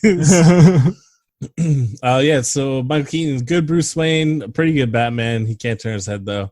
Yeah, not his fault. He didn't design that costume. People who've been on the internet for the last existence of the internet, the last 25 years or so, will be familiar with anytime someone is cast for a superhero movie, everyone gets mad. Yeah, it started with Michael Keaton. Yeah, they're doing that before the internet. Well, the internet existed this time. It just wasn't consumer internet. So in 1988, just outdoor talking science shit. Yeah, in 1988, when Michael Keaton was cast as Batman, everyone was fucking pissed because they're like, "Fucking that's Beetlejuice. This fucking tiny ass Beetlejuice. It's fucking Beetlejuice. So what's he gonna do?" But everyone ended up liking him because he does a pretty good job, and he's like Michael Keaton. Like that's Michael Keaton's whole thing is he's like charismatic. Oh, here's since we're talking Batman, their rumor I read is that they're talking about casting him as Batman or Bruce Wayne in the Flashpoint movie that's coming out. Oh, I saw someone the other day was like they should make the new Batman movie Batman Beyond. Robert Pattinson can be Terry McGinnis, and then Michael Keaton could be Batman. And I was like, oh, holy shit! I'm into that. He seems more like a Terry McGinnis than a Bruce Wayne. Yeah, I don't know. I'm sure none of them will be good. Warner Brothers doesn't know how to do shit. Yeah. If I was doing a Flashpoint movie, it would have Michael Rosenbaum in it playing Wally West from the DC universe. Wally West, the guy that played Lex Luthor in Smallville. Yeah, and Flash in the DC animated universe. Yeah. Oh, that reminds me. Back in I have no idea who this is. I want to bring this up about how shitty the comic book industry is again. Back in 94 or so, I believe it was, Warner Brothers secured a deal for the Lois and Clark TV show, right? So they wanted to like the show to culminate with Lois and Clark having a wedding, or like I think that was like how the show started, right? I don't know. I didn't watch it. Well, whatever it is the writing staff, the editorial and writing staff for Superman, the comic book, had been working on something like an 18-month-long series arc that was going to culminate with Superman and Lois Lane getting married, Clark Kent and Lois Lane getting married. But they had to the editorial team, the powers that be at DC came in and said, "No, you got to throw that shit out because it needs to line up with Lois and Clark, this TV show that no one's gonna watch." And so the editor or the head writer for the Superman books said, "Fuck that, let's kill Superman." And so that's where the death of Superman came from. That's art. Yeah, I like that. Yeah, that really is like, man, shut the fuck up. He's dead now. That's a fucking Jim Morrison response. Yeah. Jim Morrison. I was a few weeks ago I was trying to get back into the Doors. Yeah, it's a tough task. I just like don't listen to any of the words Jim Morrison says. And I'm like, fucking the Doors rule. I love like the dirty beach, like psychedelic sounds. And the Doors had a major influence on like a lot of early punk bands, so you can kind of hear it. Yeah. But Jim Morrison, just fucking, he's not a good poet. He's dumb as shit. The some of the vocal melodies and arrangements that are within the song sound good. It's just you just can't pay attention to anything he's saying. I mean, I don't know. I'm not gonna argue with you. You're absolutely right. Call it. We got Scott Kim Basinger. She's so baby. Yeah, looks very similar to my ex-girlfriend's younger sister. I don't really like Kim. I don't really like blondes. Oh, I think she's cool. She's got curly hair. Nah, curly hair. Yeah, she's cool. I like her. Kim Basinger was the original choice to play Vicky Vale, but her agents wouldn't let producer John Peters meet with her unless he made her an offer, and then she ended up being busy. So Sean Young of Blade Runner fame was going to be cast as Vicky Vale. But Sean Young broke her collarbone while practicing horseback riding for a scene set on the grounds of Wayne Manor and had to drop out of the movie. Damn it. Basinger came back in. I actually would have preferred Sean Young. I don't know. I like Kim Basinger in this movie. She's no Michelle Pfeiffer, but she is Kim Basinger. To this day, whenever I read a Batman comic book and Vicky Vale's in it, and it's always like a quick, like, oh, she's a news reporter, and she's like in one panel. I'm like, yeah, you're a Batman '89 fan, huh? But she's from the comic book. She has red hair in the comics. I know, but I'm like, no one remembers her from the comic books. Oh. We have one of our mom's favorite actors, and by favorite actors, I mean my mom. One of our mom's like fantasy slam pieces. Oh, Billy D. Billy D. Williams. Billy D. It's me, Billy D. He plays Harvey Dent. I'm here to sell you some malt liquor. Oh, nope. I'm Harvey Dent. I'm going to be Two-Face in the third one, right? Nope. All right. I'm going home. Fuck you, man. Had Tim Burton not had the falling out with Warner Brothers, he would have gone on to play Two-Face in the third Batman movie. God damn it. Fuck you, Tim Burton. He became Batman Forever. Now that's more of fuck you, Warner Brothers. Yeah, 100%. Fuck you. Yeah. Billy D doesn't need it. Yeah. So our mom loves Billy D and Sam Elliott. She loves mustaches. That's like the only connective. Two distinct mustaches. Tissue Not even really yeah. similar mustaches. It's also their voices, I think. Because like one time I was watching the Oscars with mom, like fairly recently in the last few years or so, and Captain America, what's his name, Chris Evans? Uh-huh. He stepped up to the microphone and started talking, and mom was like, "Who's that? I love his voice." So when that happened, I was like, our mom's into dudes' voices or something. If only he had a mustache. Yeah. That's it. A mustache and a nice voice. Yeah. I mean, Samuel and Billy D. Two great mustaches, two great voices. Yeah. Also in this movie is Robert Wool, who's another one of the famous That Guy. Oh, it's That Guy. But he does have one very famous That Guy credit to his name. It's HBO's first series, Arliss. Right? Isn't that HBO's first original series? Arliss? I'm gonna go with yeah, but I don't know. I think it is. He's Arliss. It's weird that he's got thinning hair in this movie, but he's got more thinning hair than he does in most of the things I remember him from. Hair plugs. Yeah, he plays Knox, the reporter, who is a very good side character in the movie. He's got some good jokes. Yeah, he's interesting, surprisingly. Yeah. Yeah, the casting in this movie is really good. The only thing I don't like is Alfred's not that good. And then Alfred's acceptable. It's not that bad. He's just a little bit too old for my taste. And then Commissioner Gordon fucking sucks. Yeah, what the Commissioner Gordon makes no sense in this movie. I like that he's still it enforces the idea that all cops are incompetent because they have an incompetent Commissioner Gordon in it. But I mean, true to the character, Commissioner Gordon's kind of like supposed to be, smart, kind of knows what's going on. Like the only good cop in Gotham. Yeah. But I mean, the whole point of with Batman originally too is when he starts out, Gordon isn't as well. I mean, if we go back to the original Batman, Gordon was always the commissioner. Yeah, but year one, Gordon's nobody. Yeah, the new Batman trilogy, the Batman as it's written now. I mean, if you want to go back to the Batman he's written in the 20s, he kills people, but it's I've got a gun. Well, at one point he kicks a dude and breaks his neck. Hell yeah, I don't have a problem with Batman killing. Well, I mean, I do. Like if you think about it, you got to think about it all the way through. I have a problem with Batman killing. But I mean, like in the confines of it being a fictional world, I don't care if sometimes Batman's got to kill. Sometimes a man's got to kill. Sometimes a woman's got to kill. Sometimes non-binary people got to kill. Killing is just a part of life. Sometimes the cops got to kill. No, cops don't ever have to kill. Cops get killed. As mentioned previously, this film was written by Sam Hamm. He wrote Batman Returns. Then he dusted off his palms and said, "Oh, that'll do it," because he was probably a billionaire. He's like, if Tim Burton was going back with 3, I would have done it, but Yeah, after Burton was hired as director in '86, the producers Englehart and Julie Hickson wrote a film treatment, and then Sam Hamm stepped in, did the screenplay. I'll fill in the words. No, they just did a story treatment, which is like shit producers do all the time, where they're it'll be Batman will be in it and the Joker. Write it, please. Can we get credits for story treatment? Ham decided not to use an origin story, feeling that flashbacks would be more suitable and that unlocking the mystery would become part of the storyline. He reasoned, you totally destroy your credibility if you show the literal process by which Bruce Wayne becomes Batman. And take that, Christopher Nolan and Frank Miller. We also... of course, we can see it work fabulously in Batman vs. Superman. Batman vs. Superman.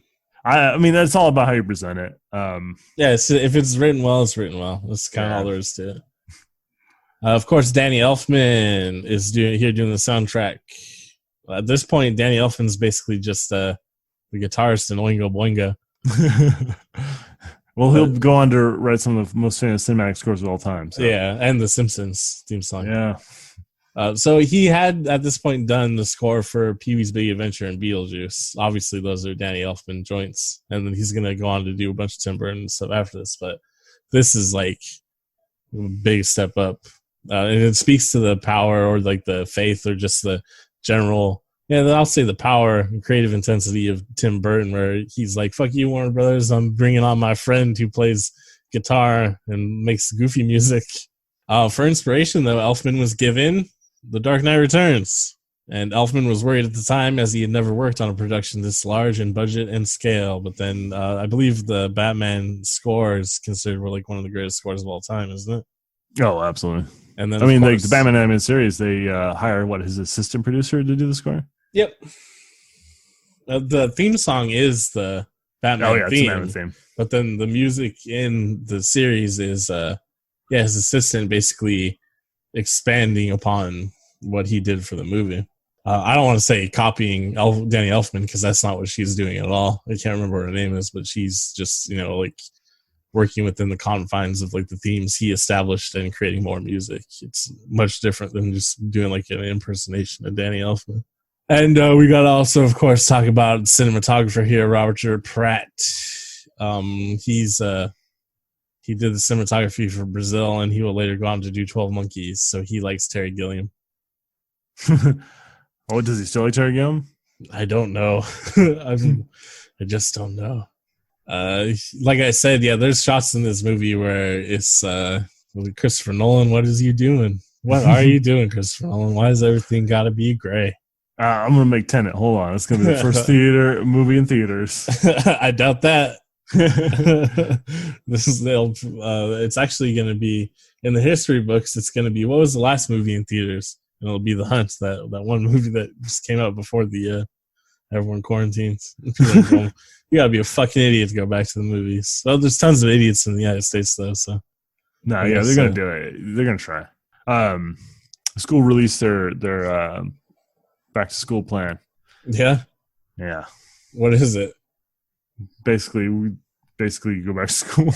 That's it. It's not like all right, 2 kids go to class between 8:15 and 8:45, then they switch in 2 other kids. Basically the only changes are the kids won't switch classrooms, so if they don't really have recess, they just go back to they do have recesses, but it's by class, and lunch you go back to your classroom to eat.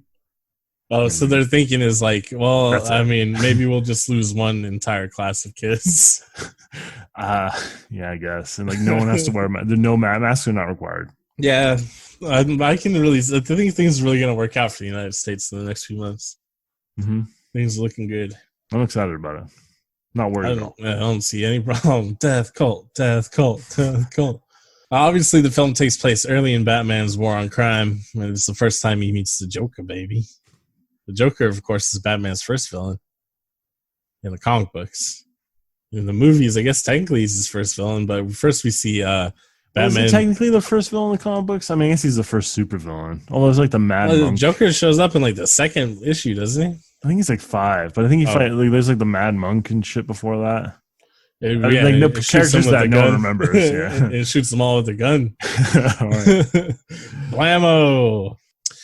Oh, I was gonna say, so this presumably the Joker's the first like villain Batman's facing within the movie universe as well. But it seems like he's been operating for a while. But all we see before he starts fighting the Joker is Yeah, I get that those two guys like mugged a family, but one of them clearly looked like he was just like a drug addict and probably needed rehabilitation and not to get beat up by Batman. But that just goes into it. Like, I don't know if Batman always knows what he's doing or if he's doing the right thing. Yeah, I mean, well, honestly, the more modern representation to Batman, he's not really beating up a lot of muggers. Yeah, that's the thing. It's funny because this podcast is going to be so long, but just a tangent. We have a real world example of what like superhero vigilantism would look like and the type of people that would want to commit it. There's of course like the sandwich people hand out sandwiches and help with like fundraisers and shit. That trend of like fake superheroes, you know, like a decade ago. But the specific one of note is was it Phoenix Jones? Remember the guy? The guy that was dude.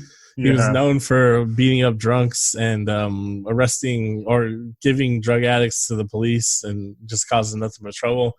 And then it turns out he was actually a drug dealer and a spousal abuser and shit like that. And he just seemed to be concerned with having power over people because he's a psychopath. Yeah, Watchmen was right. No, guys are all heroes. I saw Daniel in the Lost Watchmen. Yeah. As we alluded to previously, and people alive during the time period will know, and I guess people in general, just because of the staying power of the Batman film, it was a fucking roaring success. Made $400 million in box office totals, which is like that's still adjusted for today. That's like still like Marvel numbers, right? No, that's a lot of money. Yeah. At the time, it was the 5th highest grossing film in the history of cinema, and surprisingly enough, Batman, he got some awards. Golden Globes, mostly. Not real awards, but... Yeah, got the best direction at the Oscars, so that's pretty cool. Here's a quote from Mr. Tim Burton, which I think kind of encapsulates what's cool about this movie and what's cool about Tim Burton having done it. It says, "I was never a giant comic book fan, but I've always loved the image of Batman and the Joker. The reason I've never been a comic book fan, and I think it started when I was a child, is because I could never tell which box I was supposed to read. I don't know if it was because of dyslexia, but that's why I love The Killing Joke, because for the first time, I could tell which one to read. It's my favorite. It's the first comic I've ever loved. And the success of those graphic novels made our ideas more acceptable." Basically, what I spent 2 hours of the podcast saying is the comic books that came out in the 80s allowed Tim Burton to make this movie, which allowed the animated series to exist, which is why everyone loves Batman. Thank you and good night. All right. Now, what do we watch next week? No, we're still not actually done talking about that. Warner Brothers was actually pretty sus about moving forward with making the movie. They liked the screenplay that they got from Ham, and they got a lot of good feedback, but they're like, I don't know what to do. So because of that, the screenplay that Ham wrote apparently was bootlegged and sold at various comic book stores in the United States, which I was not aware of. It's pretty interesting. No, I knew that. Oh, cool. And then, but they did finally go into pre-production in '88 after getting the green light. And it's a little bit different too, if I remember correctly. I think I've read it at one point. Oh yeah, there's rewrites that took place on set, which weren't done by Sam Hamm because, as I mentioned previously about The Last of Us, labor in the film industry is generally unionized. Sam Hamm was a member of the Writers Guild. They were on strike during the filming, so he was not a scab, so he wouldn't come in to do any rewrites. So unfortunately, though, that meant like the producers rewrote some shit. Then comic book fans found out fucking Tim Burton is directing this shit and Michael Keaton's gonna be in it. They're like, oh my god, it's gonna be like fucking... It should be Steven Spielberg and Clint Eastwood. Yeah, it should be James Cameron and Leonardo DiCaprio. Well, no one knew who Leonardo DiCaprio was. 89. Yeah, but he was like fucking on Growing Pains. I remember when that was the dream team for Spider-Man. No. Yeah, before the Tobey Maguire, Sam Raimi Spider-Man came out, this was like in Wizard magazine and shit. They're always like James Cameron. Yeah, Wizard magazine always had the weirdest casting calls. Remember that? Yeah. Mine is Michael J. Fox and Steven Spielberg. It's my ideal Spider-Man, circa 1984. Oh, you're the one that pointed out to me that new Spider-Man. Yeah, what's his face? Is just doing Michael J. Fox. He is just doing a Marty McFly anyway. So yeah, kind of close, but not great. Yeah. Sam Hamm explains. They hear Tim Burton's name and they think of Pee-wee's Big Adventure. They hear Keaton's name and they think of any number of Michael Keaton comedies. You think of the 1960s version of Batman, and it was the complete opposite of our film. We tried to market it with a typical dark and serious tone. The fans didn't believe us. To combat negative reports on the film, however, Bob Kane was hired as creative consultant. Oh, yeah, he was going to be out there. Kane. Hey, don't worry, guys. We got the man from Night Shift. He's going to be great. He came in there and he was like, I'm fucking 100 years old. Batman's going to have 2 guns. And then Batman's co-creator, Bill Finger, as mentioned previously, he was uncredited at the time of the film's release. And his name was not added to any Batman-related media until 2016.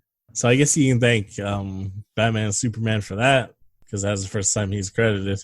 All right, this is getting a bit long in the tooth, as they say. We're going to try to rush through a few more things real quick and then just talk about how cool Batman 1989 is. So first thing, I do want to quickly mention Anton Furst, who's the head of the art department, who deliberately mixed clashing architectural styles to make Gotham City the ugliest and bleakest metropolis imaginable. First quote is quoted here as saying, "We imagine what New York City might have become without a planning commission, a city run by crime with a riot of architectural styles, an essay in ugliness, as if hell erupted through the pavement and kept on going." That's fucking a badass quote.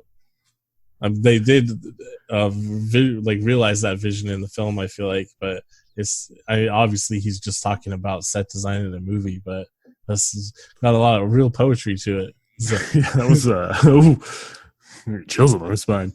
And then they'll make it real campy for the Batman and Robin. Yeah, I mean, mess it up a little bit. Joel Schumacher was a big fan of the 60s Batman, so he wanted to incorporate a little bit more of that. Which when you get down to it, it's part of Batman's history. Big inspiration, of course, is also Brazil by the Terry Gilliam film. Oh yeah, you saw a lot. Yeah. So Batman conveys trademarks found in 1930s pulp magazines, notably the design of Gotham City, stylized with Art Deco designs. Richard Corliss, writing for the Time, observed that Gotham's design was a reference to films such as The Cabinet of Dr. Caligari and Metropolis, which Batman Returns, much more German expressionism and brutalism and maybe even like fascist architecture to a lot of the environments. So the way Gotham is realized in Batman Returns is it's not much different than Batman 1989, but it's like the full realization of what they were going for, I think. Basically, Batman Returns is 1989 Batman, but everything is just slightly better. Plus Danny DeVito. And Danny DeVito's and he's their number 1 son, but they treated him like number 2. That's doo-doo. And he's got that cool speech where he's arming all the penguins. Which makes a lot of sense. Yeah. Yeah, I mean, Returns also strays a little bit even further from, I guess, what you would say is like canon to Batman, right? It's a little bit weirder, but same thing as this one, where like the changes they make are just the right amount of like camp for me personally, where I'm like, this is the greatest thing I've ever seen. Which is crazy because I remember, I kind of like what they do with Penguin. I don't know that I like what they do with Catwoman, making her like some sort of like cat zombie, idol, god zombie. Yeah, I think it's cool because she's just like the spirit of vengeance. She's a Ghost Rider, but Catwoman, and she's got a whip, and it's Michelle Pfeiffer. Speaking of like hella sexy stuff, the producers John Peters and Peter Gruber wanted Prince to write music for the Joker, and Michael Jackson to do the romance songs. Oof. And then Elfman would then combine the style of Prince and Jackson's songs together for the entire film score. Obviously, that would have been weird as shit. Yeah, this didn't happen. So Burton protested the idea, citing, "My movies aren't commercial like Top Gun." Ooh. So he didn't want to use the Prince soundtrack in the movie. Take that, Kenny Loggins. So Batman is one of the first films to spawn 2 soundtracks, which one of them is the score and the other one is a bunch of songs written by Prince. It's Prince's 11th studio album. It was only recorded in 6 weeks. He really shot it out there. Yeah, originally he was going to reuse 1999, Baby I'm a Star, and some other songs from earlier albums. But instead he recorded an entire album worth of material with Batman samples and lyrics. So Prince, he's just can't be stopped. And yeah, in 2001, Prince revealed that the project was initially supposed to be a collaboration between himself and Michael Jackson. He's quoted as saying, "Did you know that the album was supposed to be a duet between Michael Jackson and me? He as Batman, me as the Joker. Prince would have sung funk songs for the villains, while Michael Jackson would have sung ballads for the heroes." That's so weird. That is like the just the perfect like 90s like camp, though. You know what I mean? It would have been an awful movie, but it would have been fantastic in hindsight. Yeah, but it would have been like the coolest shit ever when it came out, and you could go back and listen to it now, and it'll still be good, but it'll have like that weird like 90s goofiness where you're like, you know, this is so enjoyable, but do I feel guilty about listening to it? Not exactly, but I definitely feel weird about it. The whole film and mythology of the character is a complete duel of the freaks. It's a fight between two disturbed people, says Tim Burton, adding that the Joker is such a great character because there's a complete freedom to him. Any character who operates on the outside of society and is deemed a freak and an outcast then has the freedom to do what they want. They have the darker sides of freedom. Insanity is in some scare away the most freedom you can have because you're not now bound by the laws of society. Within this quote is, as I mentioned before, my thinking for the accidental queer coding of Joker throughout time is a lot of writers, to make Joker as transgressive as possible, they associated with other types of sexuality with transgression, so they put elements of it in there, and maybe not to be completely homophobic in offensive, but associating regular human characteristics with transgressiveness is pretty homophobic and offensive. You know what I mean? Because their idea is, we'll make him as weird as possible. You know what's weird? So he's gonna butt sex. You know what's weird is, what if he dresses like a woman? Bugs Bunny dressed like a woman. Yeah, because Bugs Bunny is trans. At the time, Batman was criticized by some for being too dark, but nonetheless received positive reviews from critics. There actually was a lot of complaints that the theatrical version was too dark, so they did lighten the film when they released it on home video. Oh, crazy! So that means every version I've seen since then has been lightened? I watched like the 25th anniversary Blu-ray, which apparently is the most accurate to the film. Whatever version's on HBO Max, because I signed up for the free trial, is what I watched. Oh, I don't know. It might be the Brighton one. Mine didn't. But I definitely saw it in theaters. Yeah. I sure did too. I saw 15 minutes of it, as far as I know, then fell asleep for an hour and a half. I'm thinking the reason I think what they meant by too dark though is thematically, because a lot of people are probably just familiar with the 60s show at this point, right? Where's Robin? Where's the Junior Jillikers? Why does it say pow? Many people rightly observed that Burton was more interested in the Joker and the art and set production design than Batman. Yeah. Or anything else in terms of characterization and screen time. I don't care. It looks cool. Joker's cool. Great job, Tim Burton. Joker's kind of cool. He pulls out a big, long gun. And he shoots a plane with it, and it falls down. It's badass. I mean, the shot where he's pulling out the gun and there's a trail of bullets leading up to him, that is like a really cool shot. It's badass. It's better than fucking Nolan's. I think it would have been better, though, if he fired and nothing happened. Yeah, that might have been cool, too. There was this real dramatic scene. He pulls this long gun, fires in this huge shot, and then nothing happens. It doesn't succeed. Yeah. They cut to Batman, you just hear a ting off the Yeah. I like the real like Donald Trump kind of scene leading up to it, where he's like, "Here you go, you stupid assholes. Here's some money, you fucking pigs." Where he's in the parade. Goddamn fucking gross ass Gotham pieces of shit, Americans, you fucking pigs, bow to my feet. Yeah, I don't know. It's just strong, banana dictator vibes, I guess. And then, of course, it was originally in the script going to turn out that he was giving out counterfeit Joker bucks to the crowd anyways. Oh, perfect Joker. Even more on point. Joker books. These are Joker bucks, babies. Yeah, so even at the time, comic book fans reacted negatively over the Joker murdering Thomas and Martha Wayne. Understandable. Yeah. I think it's completely understandable that they did it for the movie, too, though. Yeah, I get why you would do it for the movie, to make everything wrapped up in a nice little package, because that's kind of what you want in a movie generally. Yeah. But ugh, Yeah, I don't know. When I look at it as a movie fan, or someone who like critiques movies on it, even the way they kind of makes do sense. it, the way they kind of do it, though, with the "Do you ever dance with the devil at midnight?" I like it's that. real heavy-handed for me. Yeah, I like the dude they got to stand in for Jack Nicholson though, because he like kind of looks like him, but not really. You know what I mean? You're like, maybe you dropped acid on him. Sam Hamm said it was Burton's idea to have the Joker murder Bruce Wayne's parents. And he's quoted, "The writer's strike was going on, and Tim had the other writers do that. I also hold innocent to Alfred letting Vicky Vale into the Batcave." Yeah, I think I don't remember that in the original screenplay. Yeah, that was added in afterwards at some point. He says fans were ticked off with that, and I agree. That would have been Alfred's last day of employment at Wayne Manor. Oh, I don't know if I mentioned Sam Hamm is a super big fan of the comic books prior to writing the screenplay.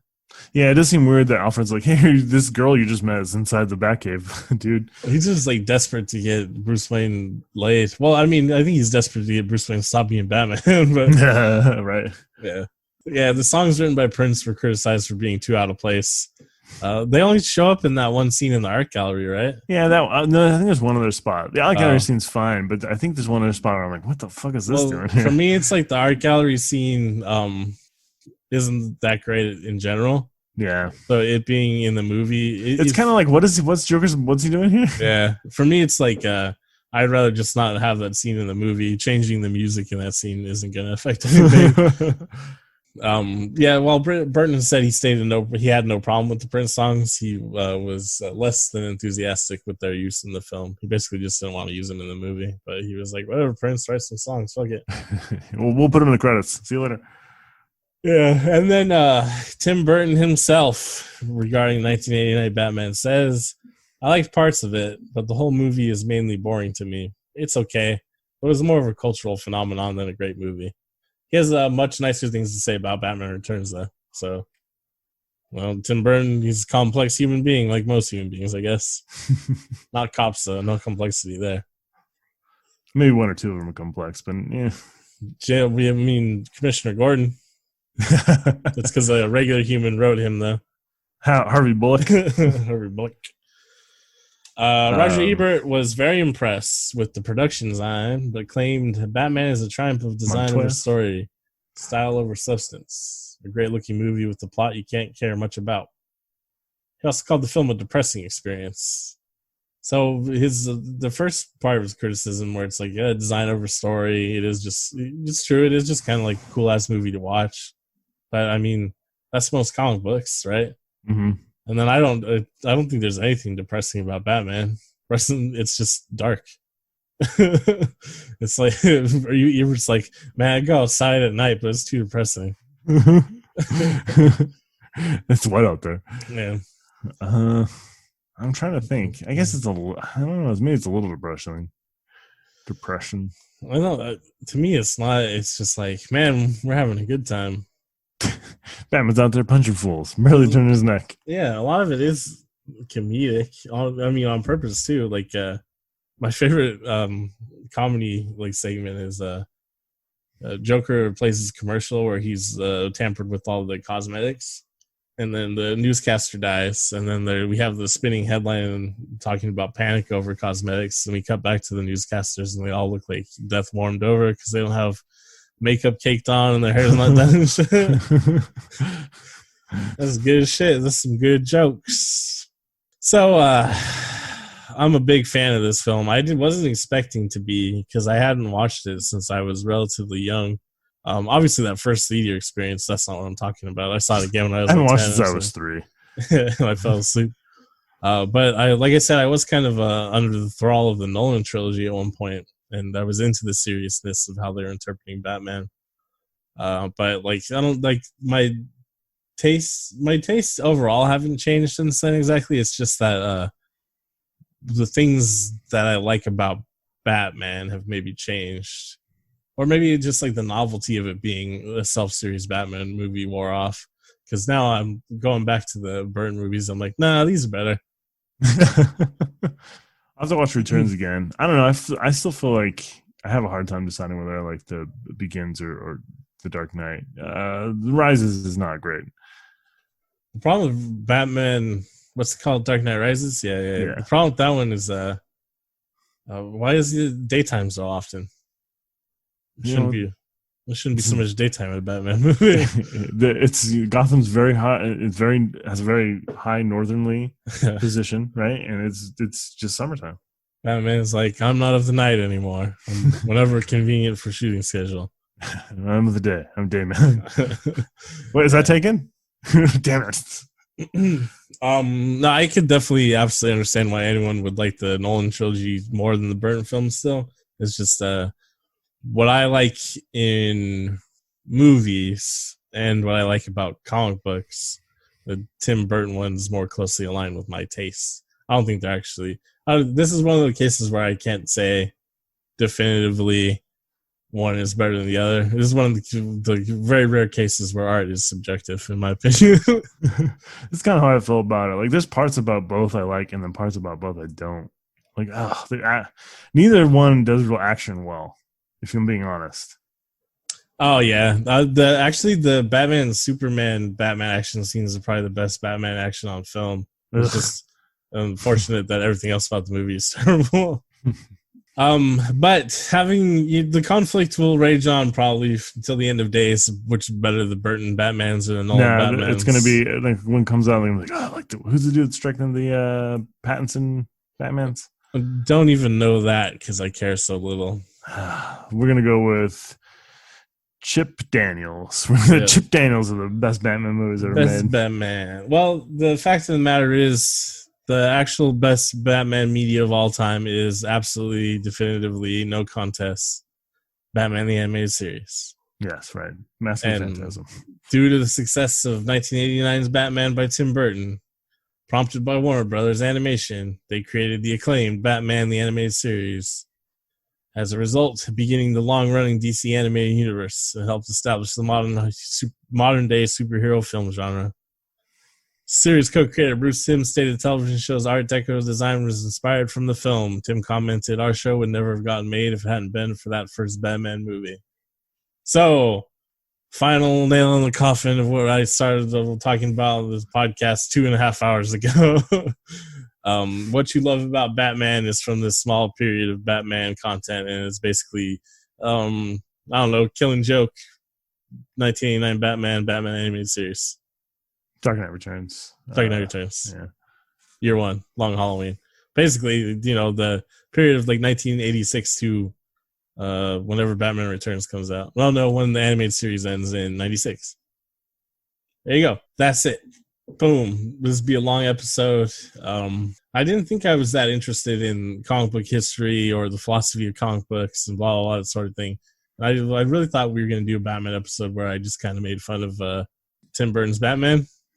But little did you know, that's not what happened this week at all.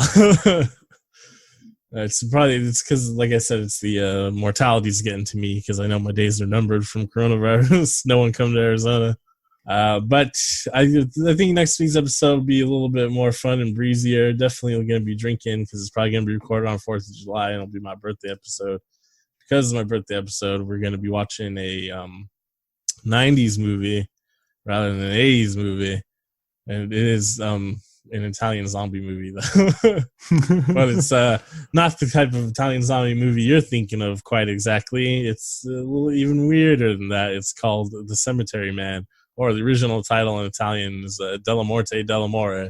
I like the Italian title better. Yeah, I believe Martin Scorsese said it was his favorite film of the year in 1994, if that gives anyone any greater incentive to watch it. I mean, probably not. Martin Scorsese talks a lot of shit. He just likes Italian shit. That's all. No, I think it's pretty fun, cool, cute, even a little horror movie. I don't know. It's just something that's definitely like well in my wheelhouse. It's not something I watched as a kid. I discovered it later on, like in my teen years. But I've always loved it. It's a movie I feel like watching for my birthday, so we won't do it. Nothing to it but to do it, and then you boot it. Yep.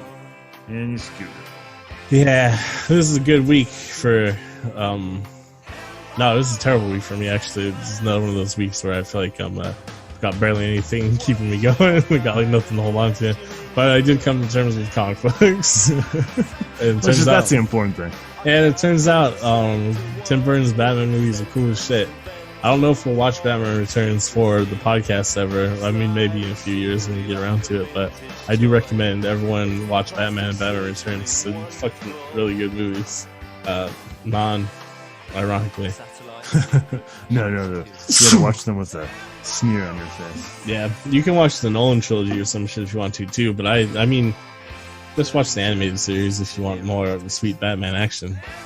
Oh, I also liked what was the Braving the Bold was pretty fun too. Oh, that one's real cute and fun. Yeah, I like Aquaman in it a lot. He's just so over the top, boisterous. Yeah, he just thinks he's the shit. That's a good Aquaman. I guess that's it for this week. We've gone on long enough, or I've gone on long enough. Yeah, I'm flagging now. Thanks for participating. Tune in next week, maybe. Yeah, do it. Keep listening every week. Tell your friends about it. Tell your family about it. You just make sure you smash the rate like and review, and share, and do butt stuff to it. Let people know about it. I think someone let DC know I want to write Batman comics. Ugh, I don't have any ideas for a Batman comic. I'm gonna like turn them into legitimate like scary horror comics. I think someone tried to do that already. I'm gonna do it better. Like that Batman like year 3000 or 10,000. I just like fucking. What if you little like you mix in a little like Takeshi Miike with Seven and Batman villains. You know. I don't know if anyone reads it, and you get like 3 issues out before they cancel you. It's just, I mean, it'll just be the most grotesque murder mystery of all time in comic book form. People will be into it. They love that shit. You know what? You might be able to get it out as a limited series. They're doing some weird shit now. Yeah, someone let DC know. I will not stop talking shit about DC or their products if I get the job, but I'm willing to write for them and they can give me money. I'm not ever going to have like the actual industry insider type job. No, that's going to be real hard for you. You're going to drag me down to. I hope you're that's the thing though, is there's nothing beautiful in the world anymore. There's nothing to look forward to. It's just we're condemned to constant struggle and strife. And now, it's death cult. No, VHS cult? Oh yeah, VHS death cult. No, wait, no, not the ours death is cult. Actually, ours is like a life cult. VHS cult is about watching movies, having sex with your partner, and watching movies with your partner. And everything I say is right. I don't want to debate anyone about any of this shit. Here's the thing, I already know I'm right. I don't know what happened on the internet where everyone thinks the coolest shit ever is winning a debate online or some shit. I don't give a fuck about that shit. I already know I'm right. All I want to do is like watch a movie, have sex, and like fucking drink Bloody Mary. VHS cult, VHS cult, VHS cult, VHS cult. Fuck that American death cult shit.